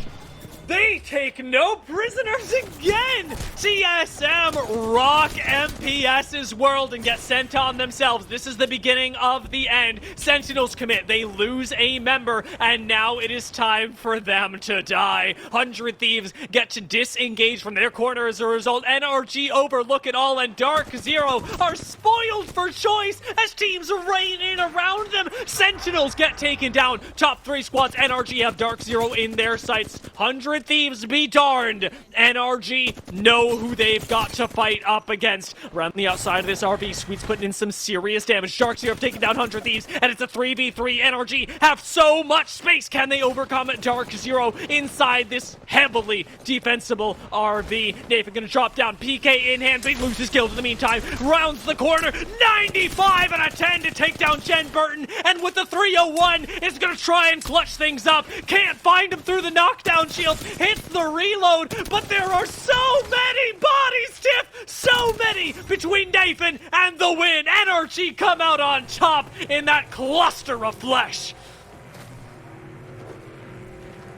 I'm stunned. I am so stunned for words. Bro, he was literally buried throughout all of those knockdown shields, and it was pure chaos. You asked me on that rotation during that zone pull, who was going to take that? And I answered immediately, NRG, and that's exactly what they do. They played that zone to perfection, out of the textbook of all history of zones of Apex Legends. Well done, picking up so many eliminations throughout the duration of that game. As we look through some of these replays, this fight in Market where Oxygen Esports comes off a poorly landed Skyward Dive in Season, Klain in particular with the Wingman just eats them alive. It was a really good look for a lot of teams that were in Skyhook, but their stories all ended so early.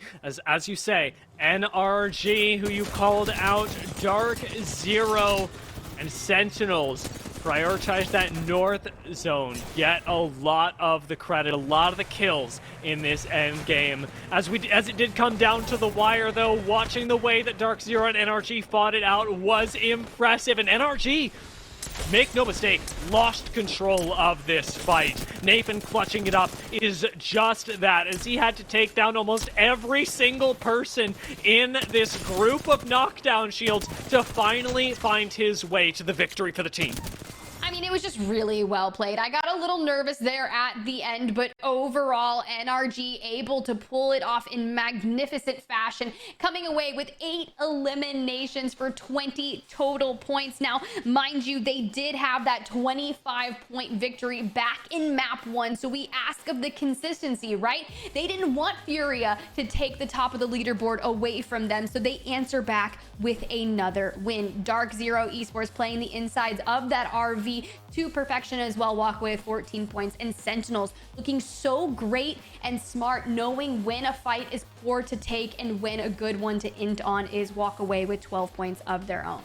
Really impressed that they managed to get as many placement points as they did as well. Sentinels dropping in 4th in this lobby actually have done a significant amount to contribute to where their points are coming from, keeping consistent with those kills, as well as being able to pick up the placement points simply for being alive. SCN cut off at the top 10 though, as this was a cruel lobby to be a part of. We'll bring it back to us, as that's 4 games in, Tiff. With 2 more left to go, we've got NRG making a strong argument to put themselves on top, but so many other squads that we know can frag out that still have to contest against them for 2 more games and 6 more tomorrow. Pace yourself, be ready, because when we come back, it's game number 5. Real much space can they overcome at Dark Zero inside this heavily defensible RV. Nathan gonna drop down, PK in hand, but he loses kills in the meantime. Rounds the corner, 95 out of 10 to take down Jen Burton, and with the 301 is gonna try and clutch things up. Can't find him through the knockdown shield, hits the reload, but there are so many bodies, Tiff, so many between Nathan and the win. NRG come out on top in that cluster of flesh.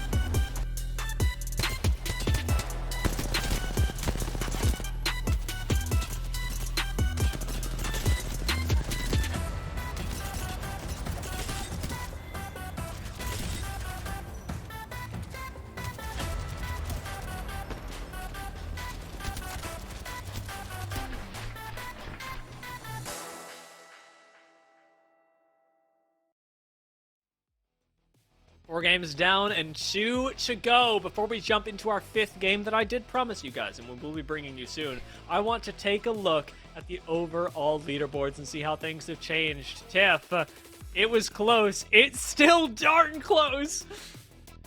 It is so close. I mean, here's the deal, right? We only have 6 games today. These teams will have to face off against 6 more games tomorrow before they have the ability to call themselves the winners of the Oversight playoffs. But NRG have regained their position at the top of the leaderboard, but just by 2 points, unseating Furia. But TSM still proving to be incredibly consistent, even though 16-point point deficit there between 2nd place, rounding out your top 3. But it's Sentinels who have been playing out of their minds today, bringing in Vexed, Tyler FPS, doing really well, in Space Station, you know, as well. Also, even without drop.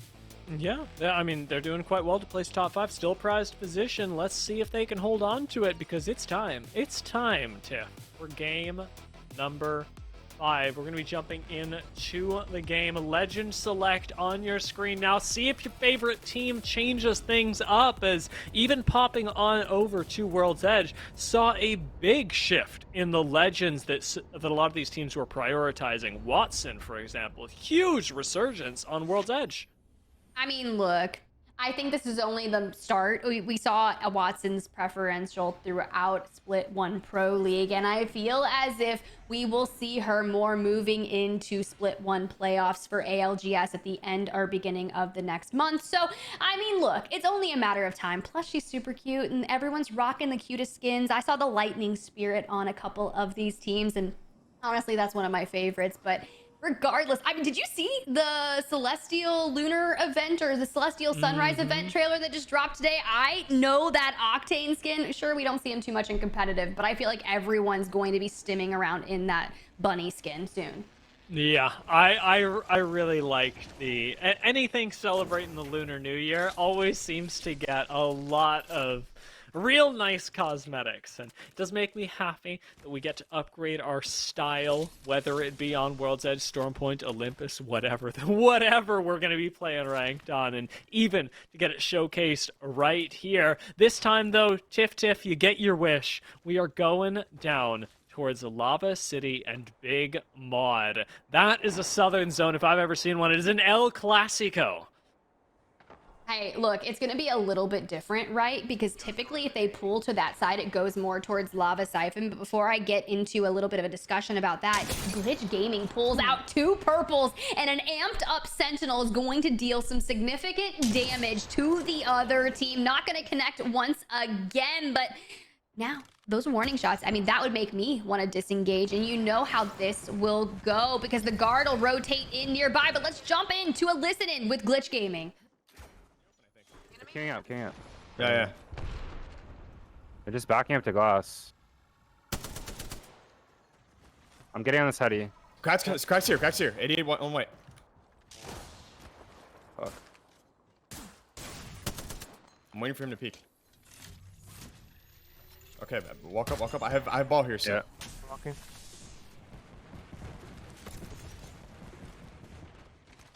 Let's go straight. I'm gonna ball him. I balled him right. I'm walking in. To your left. I fully ran with you there. I'm on scan. I'm hitting. I hit one with ball. Cracks him. 104 on that guy. 104 horizon. Nice. I'm walking right with you, Lou. I'm swinging left. Hard left. Yeah. I'm cracked here. In the room. Valk dead. Or Valk one in the room. Behind horizon here. Dead. On your backside over here. Dead. Nice, last guy. Let's go on me. Play together. Yeah, just shield.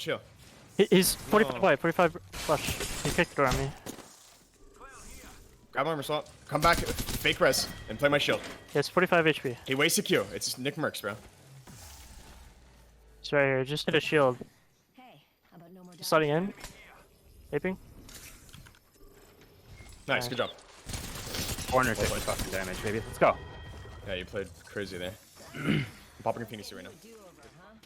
Glitch Gaming with the disrespect. Take down tripods and eliminate them in 20th place for the 5th game of the day. What is already a difficult lobby has just become an angry one, as they are going to have plenty of time to plan out their attack for game number 6. In the meantime, though, it is for us to see whether NRG can keep their top spot as they're rotating around towards the south, where E8 and Luminosity Gaming are next door neighbors. Team taking to the sky, but not before Jaguarez is going to throw out some Sentinel shots. Not necessarily connecting, although the leading seemed, it's tough, to be fair. With the charge rifle, it's a little more easy. It's basically just hit scan. So Yanya going for a little more effective route with the R301, peppering some shots, and maybe hits collectively like 26 damage. So not too bad, but you do have to make your way over to Lava City. You can see 4 teams nearby, but it's Optic Gaming that gets the open arms of MPS, and Shubi goes down immediately. Madness throws down a lot of damage, but is going to get tagged up and punished in the process. Now in a 3v1 situation, this will be the end of MPS, if I'm not mistaken. They're just trying to get in the door, and just like that, Madness, the Newcastle, was trying to res, but now back to the lobby.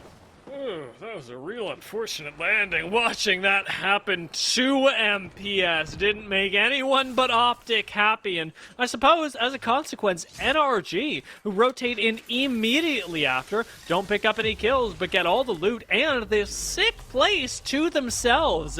It's an interesting position for them to prioritize, as right next door to Optic, you are relying on this zone pulling further towards Lava City, something that a lot of teams seem to be very comfortable doing, with E8 sitting right here and Oxygen next door, even Dark Zero waiting in the wings. Everybody seems to be thinking this is going hard to the southeast. Oh, but Oxygen gonna grab an opening elimination onto Dark Zero. It's gonna be enemy through that door. So pretty cheeky, if I must say myself. And now E8 in the inside going crazy. Golden on the wingman, doubling down with the Havoc. Not really getting any eliminations. But just as I say that, Dark Zero collapses. And now E8 on the reset. But this would link the opening call for Oxygen Esports to want to int into this fight. But it's actually going to be Luminosity that takes the chance. And in this corner, they've got an already weak team on the inside, and E8 are no more. You gotta shed a single tear for them as Luminosity's confidence has taken them to a early victory and a great position. So much loot for them. It's the power of third parties. It is how the world of Apex works, and Luminosity simply know how to use it to their advantage. 100 Thieves have watched all that go on, and again, being one of our other teams to use the Loba, we'll be able to share in some of this loot around the side as more teams pile in around them. Me watching Scurry drop a charge rifle for a Sentinel is something that I never thought I would see until recently. I'm not sure if it was like the Sentinel Gold Shield combo as of late that has more people utilizing it, but as I look across our 20 teams, when people are sniping, more often than not, it's been the Sentinel as opposed to the charge rifle. But 100 Thieves seems to run both, right? You usually have Onmu on the charge rifle and now Scurry with the Sentinel, but overall, Lava City has broken out into chaos. Now CLG owning that crosswalk between the two buildings, not necessarily fully sending in, but Nano on the Caustic utilizing those Nox gas traps to try and prevent anyone from coming up the zip line onto them. But just look at the free cam shot that our observers have given us so we can really get a good lay of the land here. A shout out to Parks, who is an absolute monster on being able to provide these angles and get great overviews of what's going on. As we zoom out to the map, we get an even further removed perspective because we've been sitting in Lava City for so long, the fight club of World's Edge right now. But around the rest of the map, we've got teams making gambles as well. TSM taken a very long time to leave their original POI in Lava Siphon, though I'm sure they got the same read as everyone else. They have not been able to move on it, and we've got a stalemate happening in a position that is nowhere near zone. Fragment is going to break out into a fight, and Glitch Gaming do not seem too upset about it. No, I mean, they're kidded. They have such good health advantage, and sure, a black hole gonna try and put a thorn in their side, but it gets destroyed immediately in vain with the wingman connecting onto the horizon and just throwing down the knuckle clusters. Not even this rolling thunder is going to lay siege and bother them, because what's the worst thing that happens? They disengage, they move back a little bit because they have the advantage. They're gatekeeping. All Lou needs to do is connect a couple of these Sentinel shots and they've got the opening. That's just one of them, just one of them. All three have gone wide now, and it's a close range fight. It could be anyone's. Lou's lost control, but OLN are all over him, as one more down means that Glitch Gaming get taken out. OLN with triple gold shields find their way to a reset on the low ground, and they've got company. Make no mistake, Sentinels are rolling up to where Glitch Gaming just fell. Can they take this fight? I mean, it seems like they're not going to back down. This looks to be an all-out good call for them. All the way out here, who would dare to disturb this fight? Xenox putting down a lot of damage. You find one shield crack, and it seems that that team is just going to say, hey, I don't want a piece of this. I don't want any part, but Tyler falls incredibly low. A nicely timed grav lift for the team to move up to the construction building and hide within the levels of this building now. This becomes their playground. And just as I say that, look at this freaking building in Lava City, Dia. CLG managed to claim a knock earlier using just the caustic gas to do it. 100 Thieves who tried to siege on him now have their building taken away, and we return to the Fight Club. Tiff, in Lava City, we are just not slowing down. You know the teams that can coexist here. We've seen it before, but that's simply not what's happening here. Teams are limit testing each other to the point of breaking, and even 100 Thieves have to back off once again onto the low ground to stay alive. The zone continues to pull here, as have so many other teams. Guard finally slotting themselves into the lower floor in the northmost building of Lava City. Still plenty of time for this to break out into utter chaos, but now that we've all gotten here, now that most teams are around, there's a lot more checks and balances than there were previously. I'm just waiting for RKN to just unleash the EMP throughout all of these players so he can get off that white shield. It makes me so uncomfortable, and I think that's what happened in map 4 when he was sitting underneath Trials. He was still on a white shield, so anyone sniping him was able to put down so much damage that he fell and got thirsted so quickly. And I want to see the guard go into endgame as a 3-man stack, just like that, upgraded to a blue. So that's what I'm talking about. I just need to see that. I think you EMP this, you get insta-red. There's no way. There's so, it's a ridiculous amount of people. And there's about to be one more, Aberlele, who went down earlier, going to be rezzed with no contest from other squads. Nobody pushing up again into the zone control that Nano is able to provide with the caustic gas. That means one less respawn beacon for later on. Moby's really coming at a hefty price, although we do have a replicator here. So few are able to access it. Aberlele should be able to get some of the loot that's around. I don't believe he'll be able to grab any of his, but that, at the very least, is a problem they can solve. This does not look so easy to do. Esports Arena gatekeeping Sentinels right now have a fantastic angle to do so.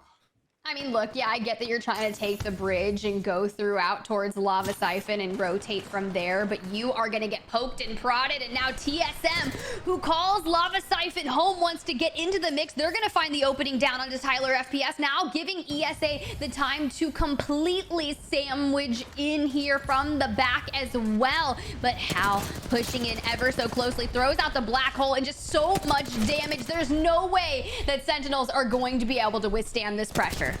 Defensive black hole returns, and Hal has that arc star right next to him. Real smooth like, though, retreats behind the box and does not seem bothered at all. While TSM continue to fight here, Sentinels seem to have disengaged effectively, but looking in the kill feed, Guard are suffering at the hands of CLG over in Lava City. While TSM now refocus their efforts onto Esports Arena, the story up towards the north is one that is unfolding very, very slowly. Finally, the knock coming down onto Senox.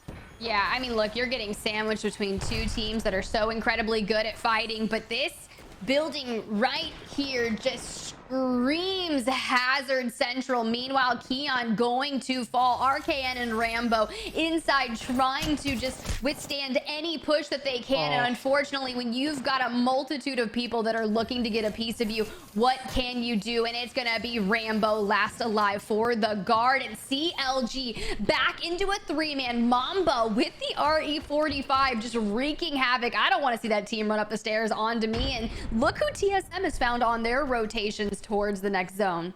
Optics seem to be making their way in pretty darn comfortably. They've got a little bit of extra mobility here that should keep Dropped alive for now. Not seeing the shots connect from TSM. They've got their move across the bridge that they can make, though low ground remains a viable option for TSM should they choose not to fight the squads just off to their north. And they are really spoiled for choice. The biggest risk to TSM right now would be trying to take a skyward dive into Lava City. That'd kill just about anybody right now, and even Esports Arena have likely the last safe skyward dive that we'll see in a while.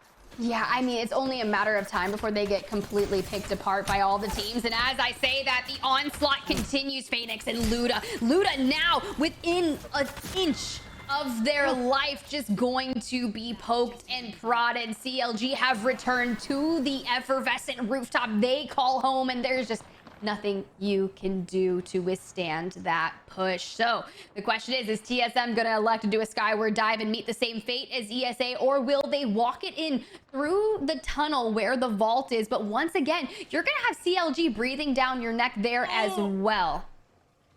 It wasn't even safe. Well, I feel so bad for ESA. I sold them a product that I couldn't back up, and Fortunate thing is that had they managed to survive in Dome, they'd still have to deal with this ludicrous zone pull that is grabbing so many people out of Lava City. I look at Optic Gaming and I go, wow, that's a really nice spot you've chosen there. One that so few teams had prioritized previously, instead opting into positions in Lava City. Now they've got to contend with a whole lot of traffic, as that is the truth of coming out of Lava City. There's just no good way to do it. Getting in is fine. Getting out is real difficult. Optic Gaming around the outside with snipers in hand. Could use slightly better scopes and attachments for them, but should be able to pick up a few cursory kills themselves as a sort of entry fee to be able to play the game. Ooh, OLN making their way into the next zone where ESA just met their fate. Still triple gold, has the digi threat, right? So can see through the smoke, so that can help them be a little more aggressive. But this is where we just saw ESA get picked apart. So I like Furia's approach into the rotation, moving on to where Oxygen Esports is nearby inhabiting. Gonna be fenced up a little bit, so they're gonna know immediately when Furia breaches that, but nothing too cemented just yet.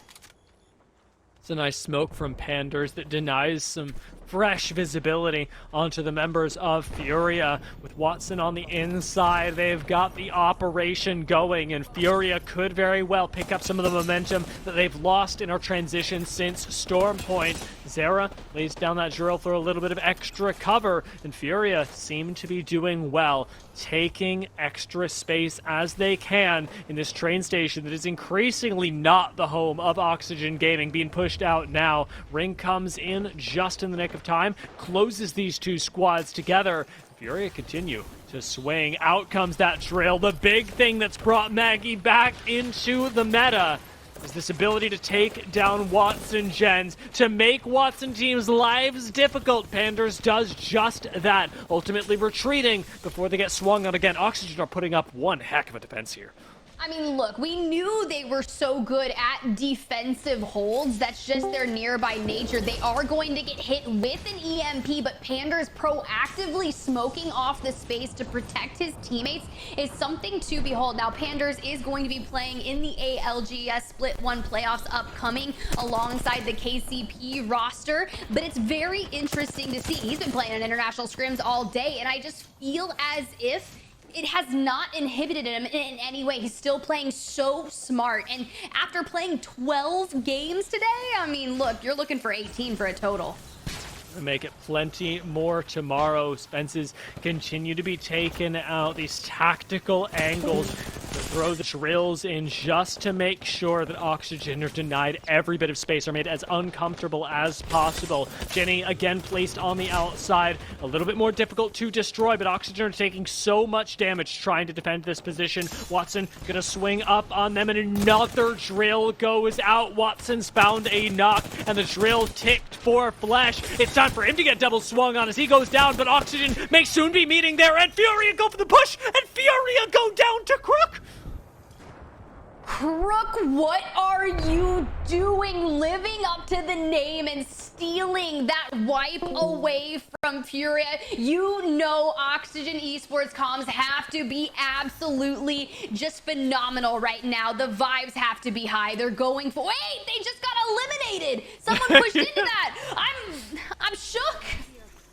It's that quick rock up on the fight that you've seen going on for minutes, and it feels bad to have Oxygen come out on top of that and then lose, but you'll absolutely take it. You know it was coming when the fight goes on that long. TSM around the outside of the building have lost reps for now, but seem more than capable of defending the position that they currently inhabit. CLG right above them is a big concern, but for now, making it into the top 8 squad is going to be a real nice boon for them as they clamor for the top position. Last 2 games to do it, this being one of them, and everyone is playing with that awareness. You've only got a few more chances to put yourself in the top half today before you're ultimately relegated to tomorrow, and you do not want to be relying on your placements tomorrow.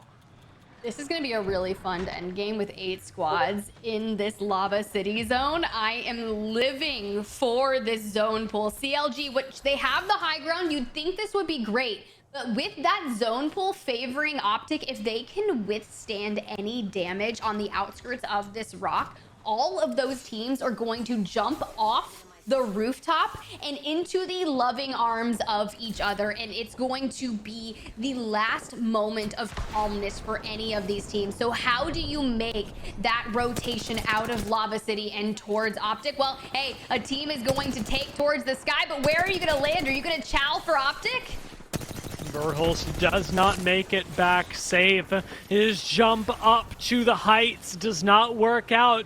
And NRG trapped in this building have to think about their own strat. Having seen what TSM tried and failed to do, can you do it any better? CLG control the roof right now. SCN needing to make their exit. They're attracting a lot of attention from CLG as Mamba looks up, fries with the 485 and the flatline, but does not make it out as a killer Skynade takes them down. SCN meet the same fate as 100 Thieves come in to wipe out that squad with 5 teams left. 100 Thieves get the chance to look down to take out Sweet and Nathan. TSM fall as well, and we're into the top 4. I don't even get me out of that fight. No one is safe. Everyone is just trying to survive through organized chaos, and Scurry just doing so much damage with the RE45. Throws out the bracelet, makes it back to the rooftop to go ahead and heal. NRG finally fully eliminated, now down to 3 squads. You have to look towards where are you going to pull. They're not able to fully reset before being forced off the rooftop, and Vaxlon just has to utilize that jetpack to get out. Oh!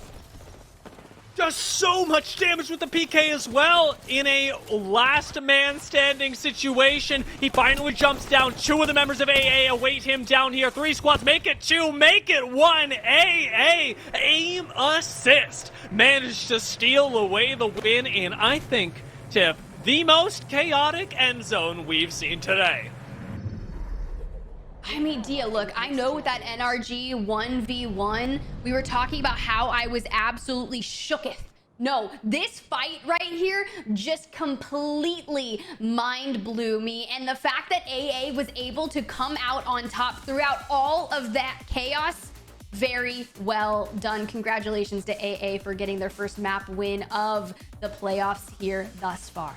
Got to applaud 100 Thieves as well for the way that they were able to navigate a very complicated end zone, playing with limited information. They're one of the squads that whipped out the crypto to make sure that they would be able to, in a zone situation, get all of the data that they could, and they really put it to work when it came to taking height away from CLG, who looked, for all intents and purposes, like they were going to be the dominant squad that game. Let's take a look at how well it worked for each of these teams as we find out what the scores were coming out of Game 5.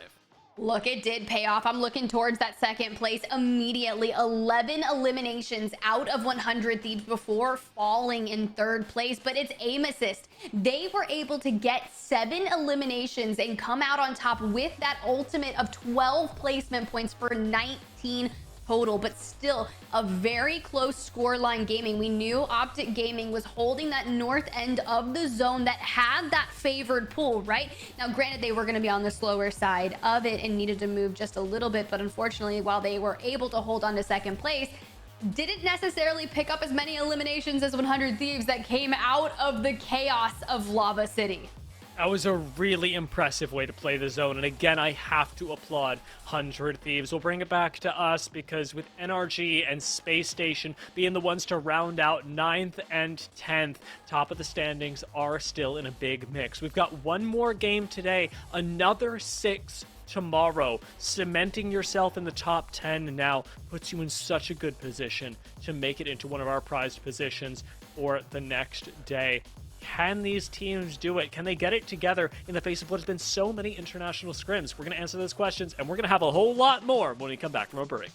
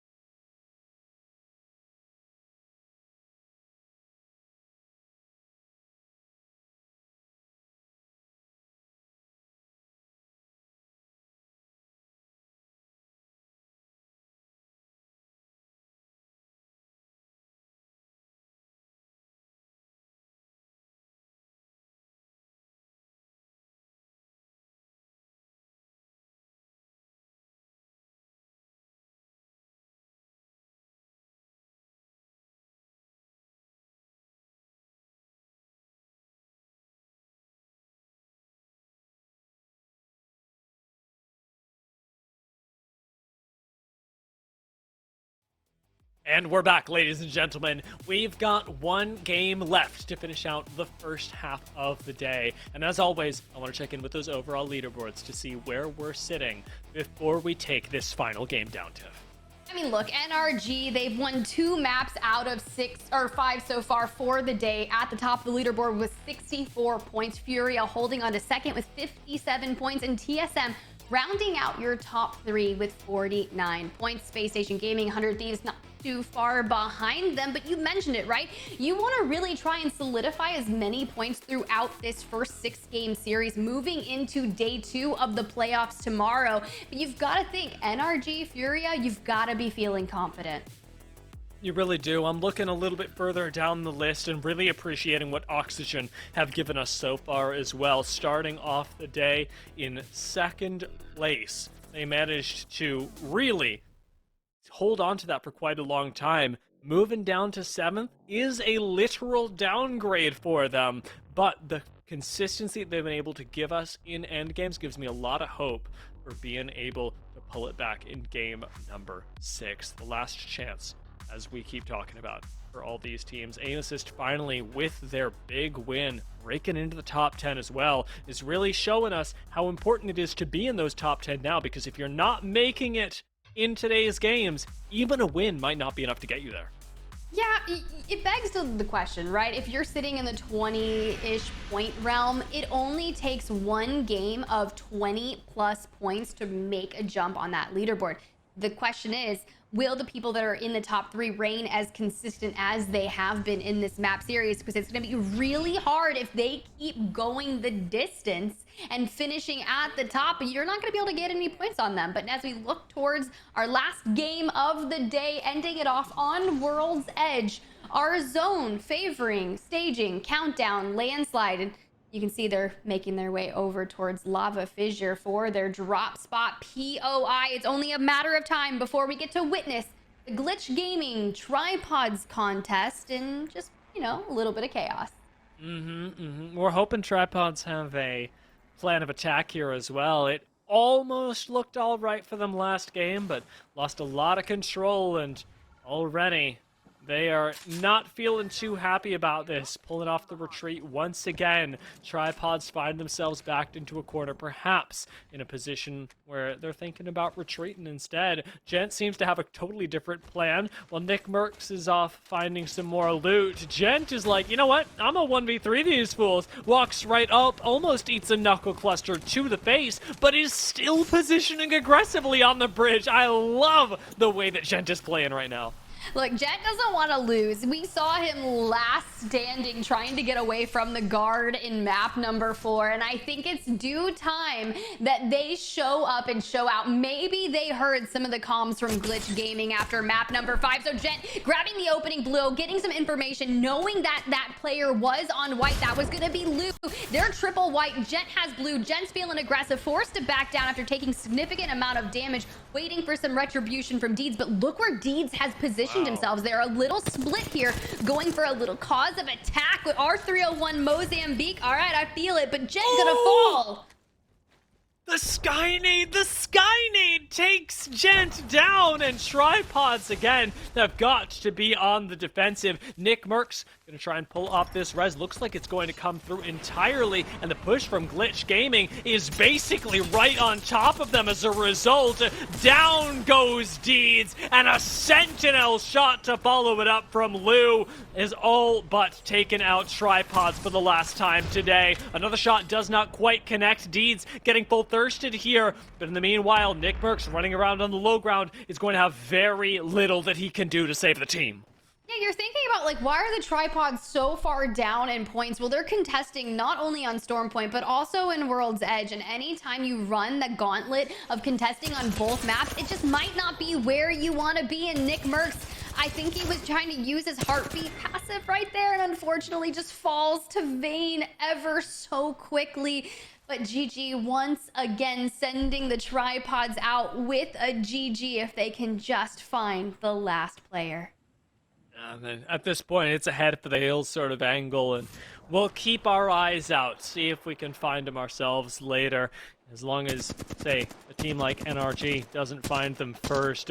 Positioned in an interesting spot right now. NRG have already bet they know where this zone is going. Landing over by staging with double whites. Their priority was to get here as quickly as possible. And you can see why on the minimap in the top left as the zone continues to pull further towards this western side. It's Space Station Gaming and NRG that really are going to be dominating the best positions in a zone like that. Furia making their rotation onto this team in full aggressive style. You can see one has already cracked, and they're sitting on 2 blues and a purple, wanting to get in on the action. And that team is just full on running, tries to make a last stand, but everyone is going to just target Hack, going to fall. Now we're looking for 2 other members of this team, but not before they completely thirst on the death box of Hack. There's a nice pickup at the end where Furia again find themselves another kill to throw on here. To throw back to a little bit of MPS sitting on top of this rock as well, who have gotten themselves a really, really good position. Perhaps not an end game one, but for the mid, if anybody's trying to come through thermal, they are going to get clapped. The position that MPS have is supremely difficult to contest, and it is one that should get them at least through the mid game with relatively little harm. Yeah, I'm actually really MPS been a little lackluster today. They were my dark horse pick. I've seen some really strong movement out of them. They usually can get at least within the top 3 or maybe even find a map win, but it's going to be Dark Zero moving into a nearby RV. I feel like we've seen this before. Maybe it was map 4 with a little bit of chaos against NRG, but TSM making their appearance. Not necessarily going to commit to any fights just yet. They're just getting a lay of the land, but MPS wants to poke and prod, maybe get some information on TSM. Currently sitting in 3rd place ahead of the 6-game series tomorrow, but not before we finish this one out. I'm looking for a shakeup in Game 6. I mean, I would imagine that you are. You and so many others predicted that TSM would be the team to watch, the team to walk away with it all. And while 3rd place looks good, TSM still know they can push themselves that much further and have opted into an interesting position, an interesting way of doing so. A squad that was, I think a lot of people would say, on top of their game, at the very tip-top, coming out of the end of Split 1, have taken a little bit of a different approach recently, figuring out how exactly their identity works when they're playing more edge than zone, changing up what it means to be a TSM fan, the style of play that is what they're trying to define as the best in the world. That is exactly a true statement. Meanwhile, I was so enthused with the 30-30 shots and Nathan's hand leveling up that Evo. Once he gets to purple, I feel like you just need to toss it on over to someone else and let them fry. But Zero off screen, finding some success against CLG with 2 members down. And just like that, CLG back to the lobby and out of Game 6. But TSM is going to jump at the opening blows. They want to get a hold of Dark Zero before they're able to reset. And just like that, Zero finds himself down, but not before Hal takes a lot of damage. But good thing he has Reps and Big E nearby. Called for the backup, got the backup, and Dark Zero are on the outs. It'll be a few more pushes from TSM until they can make this work, but getting a few shots from way far away has made it so much harder. With Reps down, you can't help but worry that the history is going to repeat itself and the TSM may be operating as a 2-man again, maybe even less in game number 6. They've lost all but one in Luminosity Gaming. They're committing onto the low ground. They're on the hunt for Big E, and I think they're going to find him. I mean, look, Yanya smelled blood and Yanya is going. We know how many aggressive clutches that Yanya has pulled for Luminosity Gaming. They're just trying to find that line of sight onto the last player of TSM, and just like that, predictions will be chalked unless TSM has an absolute standout performance tomorrow in day 2 of the playoffs. But we're looking for Luminosity Gaming to have a standout game to shake up that leaderboard. They came in 1st place of the Oversight split. I believe they were in 6th in Split 1 playoffs final. So they're looking for a little bit of retribution here. Hope they can find it, because right now there is so much chaos on World's Edge. It is immensely difficult to keep your position right now, as even the play from all of these teams is unpredictable. Everyone experimenting with new styles as they try and find an edge in the first day, see what's really working for them up against the others that have made it here, the top of the top in North America. NRG still sitting with whites underneath this small bridge. Isn't going to be what they were aiming for, and like you talked about, you're going to want to swap out these shields so you have a little bit more effective HP going into the end game. A little bit of a Loba loot might be able to give you some hope as the game gets later, but looking at that zone, it's going to be even harder for teams like NRG, for teams like Space Station, even for squads like AA, who opted into pulling far to the west. All of a sudden, this pivot back towards Landslide in the surrounding area has made things really hard to adapt to. Yeah, it's going to be really tough when you look at the positioning. Like, Luminosity holding train tracks is going to be brilliant, but Dark Zero only living simply because Luminosity showed up to take down TSM. But you look at Lava Fissure, there's a multitude of teams still here, and I beg to question, I don't think NRG and all these teams were expecting the ring to pull exactly where it did, because now Dark Zero in Landslide is going to have a nice advantage moving on to that next ring, but Lu being punished significantly just for going outside. But like, bro, don't even peek those teams. There's 4 inside of Lava Fissure, and Oxygen hitting to the sky with the skyward dive. We've seen this go poorly for them in other World's Edge maps, so we can only cross our fingers, flip that coin, and hope they have a safe landing. Watching the kill feed, and it looks like they were able to make it happen. Meanwhile, Glitch Gaming have pulled the trigger on the Fuse ult and are looking for the kills. Thermite on the inside is disgusting, and Vayne finds the knock along with Reeds onto Senox. Dropping down even further, Lu takes a lot of damage but deals it right back, taking out Aiden the Destroyer and putting GG in a 3 versus 1 for the final win over here in Lava Fissure. They've got this top section of the building all to themselves and will reset before chasing any further, not wanting to overextend in the final game of the day. Oh man, Tyler is in a bad position right now. Let me just tell you, you'd think he was going to try to stick that res, but is able to grab it down onto 1. That's going to be the roller at play. No, I'm just kidding. I don't want to start that debate. I don't want to start that debate. Now, GG going on the reset. Very well done for them. Meanwhile, Scurry still being an absolute nuisance with that Sentinel, putting it down onto 1 member of NRG. At this point, he's just eating up the resources throughout these teams. Dark Zero still finding themselves in Landslide, but it's going to be Season who have taken to this high ground, but notice they don't really have a defensive player to be able to anchor this high ground, and they are just getting annihilated. I am in so much pain watching this happen to them. There's just, everybody's been there. Nothing you can do on this high ground with enough angles surrounding them. Unfortunately, SZN have to weather the storm, and if they can survive, the next zone should be kinder to them. But Dark Zero don't want to let that happen. Zipline tempting Zero, has him coming all the way up, challenging these knockdown shields, and wiping out SZN. I mean, look, I'm just giggling off screen right now at that push. I knew as soon as they were going up there and just hip firing that Prowler that there was literally nothing any of the members of Season could do as we take to where that zone is pulling. Bro, all I can say, Dia, is some of these pulls have been just absolutely disgusting. Disgusting. I look towards Luminosity that's kind of holding out that RV on the train tracks, and they have a little bit of shred of that dotted line, which is going to be the next circle. But before we can get to that, Furia making the move onto E8, but you can see the onslaught of the charge rifle proving to just put all of the wreckage upon them, and Watson going to fall.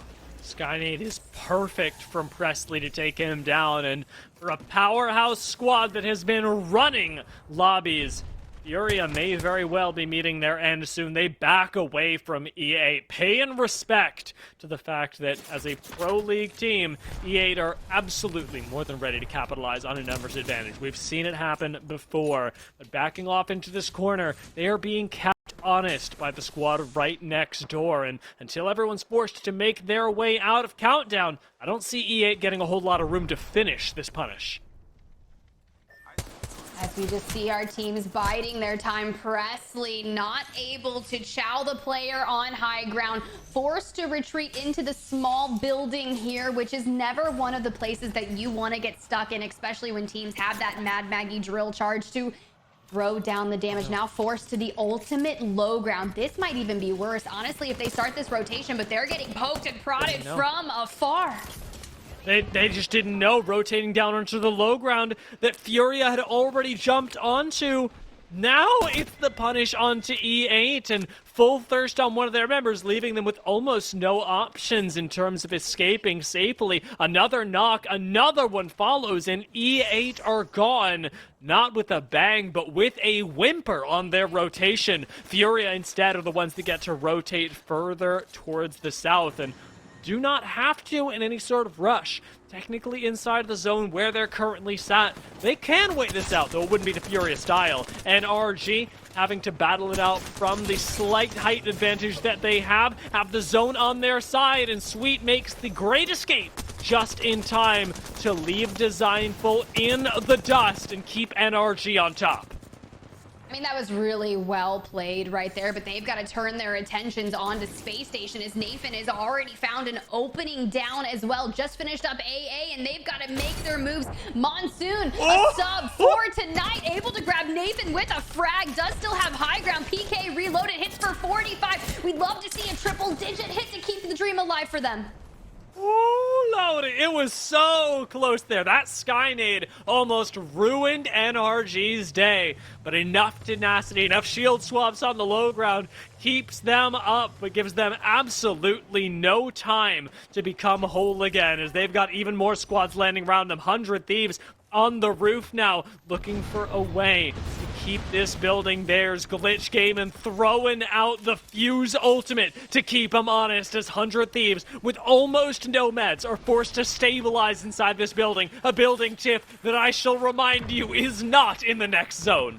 That is going to be incredibly tantalizing when you have to realize that you have to go on the move, but not before. A Fusey knuckle clusters into that door. So much damage going out, but Vayne being punished as well. Lou tries to go into the other side of the door, not before backing out. Scurry grabs it down onto Reed, so it's a two-man situation for Glitch Gaming, who have retreated even after throwing out that onslaught of damage. Is NRG coming up onto the high ground that inspired him to take it back down to the low, as they've both tag-teamed on the destruction of 100 Thieves. Oxygen get involved in the mix as well, and it's a four-team gathering down in this low ground. Everybody from Oxygen manages to clean up 100 Thieves, reset, looking out onto NRG. And Oxygen may very well be in the most commanding position, having turned the spot that GG had to jump into height for themselves. Furia climbing up from this eastern side of the map, witness the destruction of Esports Arena and rotate in safely, being able to pick up a bit of a care package as well. It's looking like a good news story for them. Oh, but look at Dark Zero and NRG right now. Again, Burton showing a little bit of presence, but they are on the low ground. So now that they know, they are going to turn their full attention, but they have to make sure that they play it forward as well. With the fencing, they can try to control and anchor this space, but you know there's a multitude of teams that are going to be making their way out of that building. But now Furia taking on Luminosity. Niesel last alive, but Glitch Gaming showing presence as well, and Furia has found themselves in the middle. They need to finish off Luminosity before turning their attention on to GG. They finally get some shields going for them just as the fuse ult comes in behind. There's no visual cover outside of those flames, and it means they've got to leave his Watson for dead. NRG still running the train tracks, keeping Dark Zero on the low ground, and Guard right below them make up another couple teams that they will have to fight up against to make it to the end of the lobby, but Furia will have to do so as a two-person team. 5 squads remaining. This zone full still as atrocious as ever. Guild trying to destroy as many of Dark Zero's fences as humanly possible as they'd elect to play the open area of the train tracks, rotating in, but not before Nathan decides to check any little bit of the crevices. He is seeing that where Glitch Gaming previously was in an engagement, but that's actually going to be Oxygen now, because where did Glitch Gaming go? They got murked over on that side. Unable to make it out, Oxygen, the beneficiaries again of the initial positioning taken by Glitch. It's this lack of autonomy that has plagued other squads, and Oxygen are absolutely ready to jump on top of it, likely ready to jump on top of Furia as they get that little bit of damage and know that there is vulnerability ahead of them. Enemy holds down this angle for now, continues to, without forgiveness, pile in the damage. And what call do Oxygen make? Do they commit onto NRG, who are encroaching on their territory? Do they go for Furia? The answer seems to be NRG, who are not giving up any space. Nathan does go low, drops down to heal up, and Gilderson's same story there. Everybody on the retreat now as Oxygen starts swinging, but Sweet is hitting for flesh. Crook Hill goes down. Oxygen are out, and Sweet, though down, does need to be picked back up as Dark Zero have taken away the hype from previously. Oh, I think that was the most atrocious thing I have ever witnessed. Now again, Burton and Zero need to clutch this up as a team of 2 for Dark Zero. 4 squads remaining, but it's the Guard that's getting into an engagement with NRG as they have taken one now. We got a little picture-in-picture action of Nathan being the little Watson that could behind a rocket. Now again, Burton closing the distance, trying to find a cheeky angle on the onslaught, but getting poked and prodded. Charge rifles galore.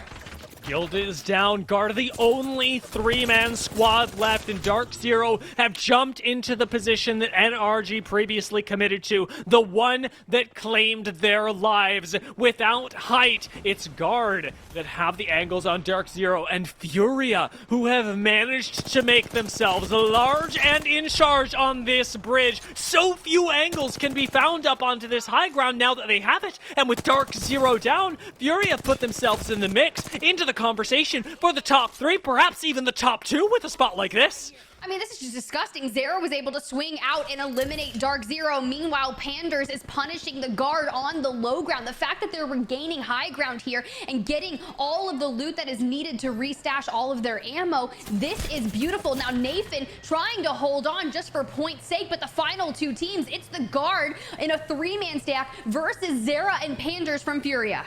But can Guard even climb on this? Are they going to have to whittle it down just to a heal-off right now? Fury don't seem interested in that as they drop down, taking their fading throw in hands, and get melted by the hands of Keon. Guard absorb the push from a 2-man Furia squad and finally find themselves a win.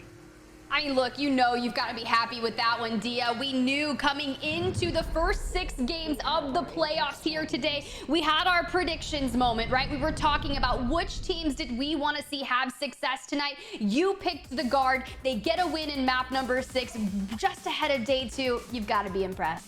I mean, like, the Guard is me absolutely going with my heart. They've done really well in Split 1, and you can't see it right now, but people with long hair got to stick together. I've been really impressed with them throughout the course of this split, even in Oversight. However, the fact that they were able to pick up just barely a win at the end of day 1 does fill me with a lot of foreboding feelings when we think about what they're going to do as we approach day number 2. It's going to be coming up in, very shortly, less than 24 hours now will be the start of that, and that's the real concerning bit for so many of these teams that did not make the top 10. Let's see how game 6 sorted out. That was our final game of the day, and Furia still came out on top in the points. What?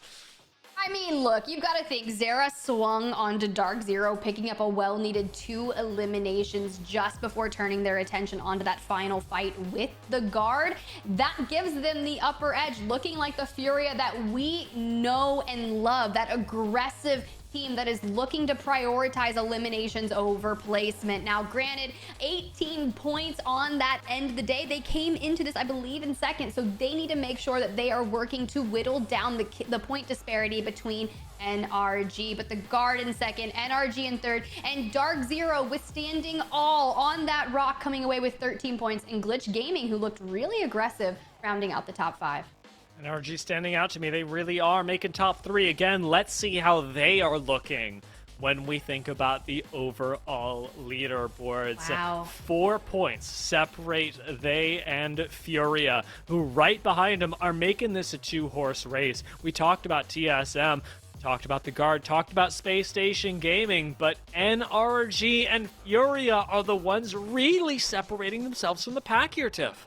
I mean, look, they're doing everything that they need to do going into the final 6 games in day 2 tomorrow. They've just set themselves up, and if they just go in and play as consistently as they have today, it is going to be an immensely tight race. But NRG at the top by only 4 points, Furia in second, and then TSM. This is where things start to look a little interesting, right? Because 18 total eliminations throughout 6 games is a little uncharacteristic for them, and it could be because specifically they had some zones that really favored their drop spot POI, specifically that wall ending that I was thinking of. They really didn't get as many eliminations throughout that game that I would have thought for them. So now I'm looking at them and saying, hey, you know, going into game number 6, or I mean the 6th series tomorrow, things are going to have to be shaken up for them to make a pull towards NRG and Furia. And Oxygen Esports, who was looking incredibly strong throughout the duration of the day, still holding a candle to TSM as well, and even the guard for you rounding out the top 5. Yeah, a lot of respect thrown towards Oxygen and the guard, who have managed to put themselves in a prized position finishing out day 1. But it is quite literally, Tiff, only half the battle. Oversight Split 2 is meant to measure the very best, and we can't do it off a single 6-game series. We're going to have to take it to yet another. We've got a whole nother batch of 6 games to finish off the playoffs coming out for you guys tomorrow at 2 p.m. Pacific in the same time, same place. We here at Oversight want to take a moment before tossing it over to say a big thank you to everyone who makes this event possible, from the teams, the players, the production staff, and of course Hyperlux, who makes everything we do at Oversight a dream come true. Thank you so much for tuning in, and we will catch you tomorrow with even more of the Oversight playoffs.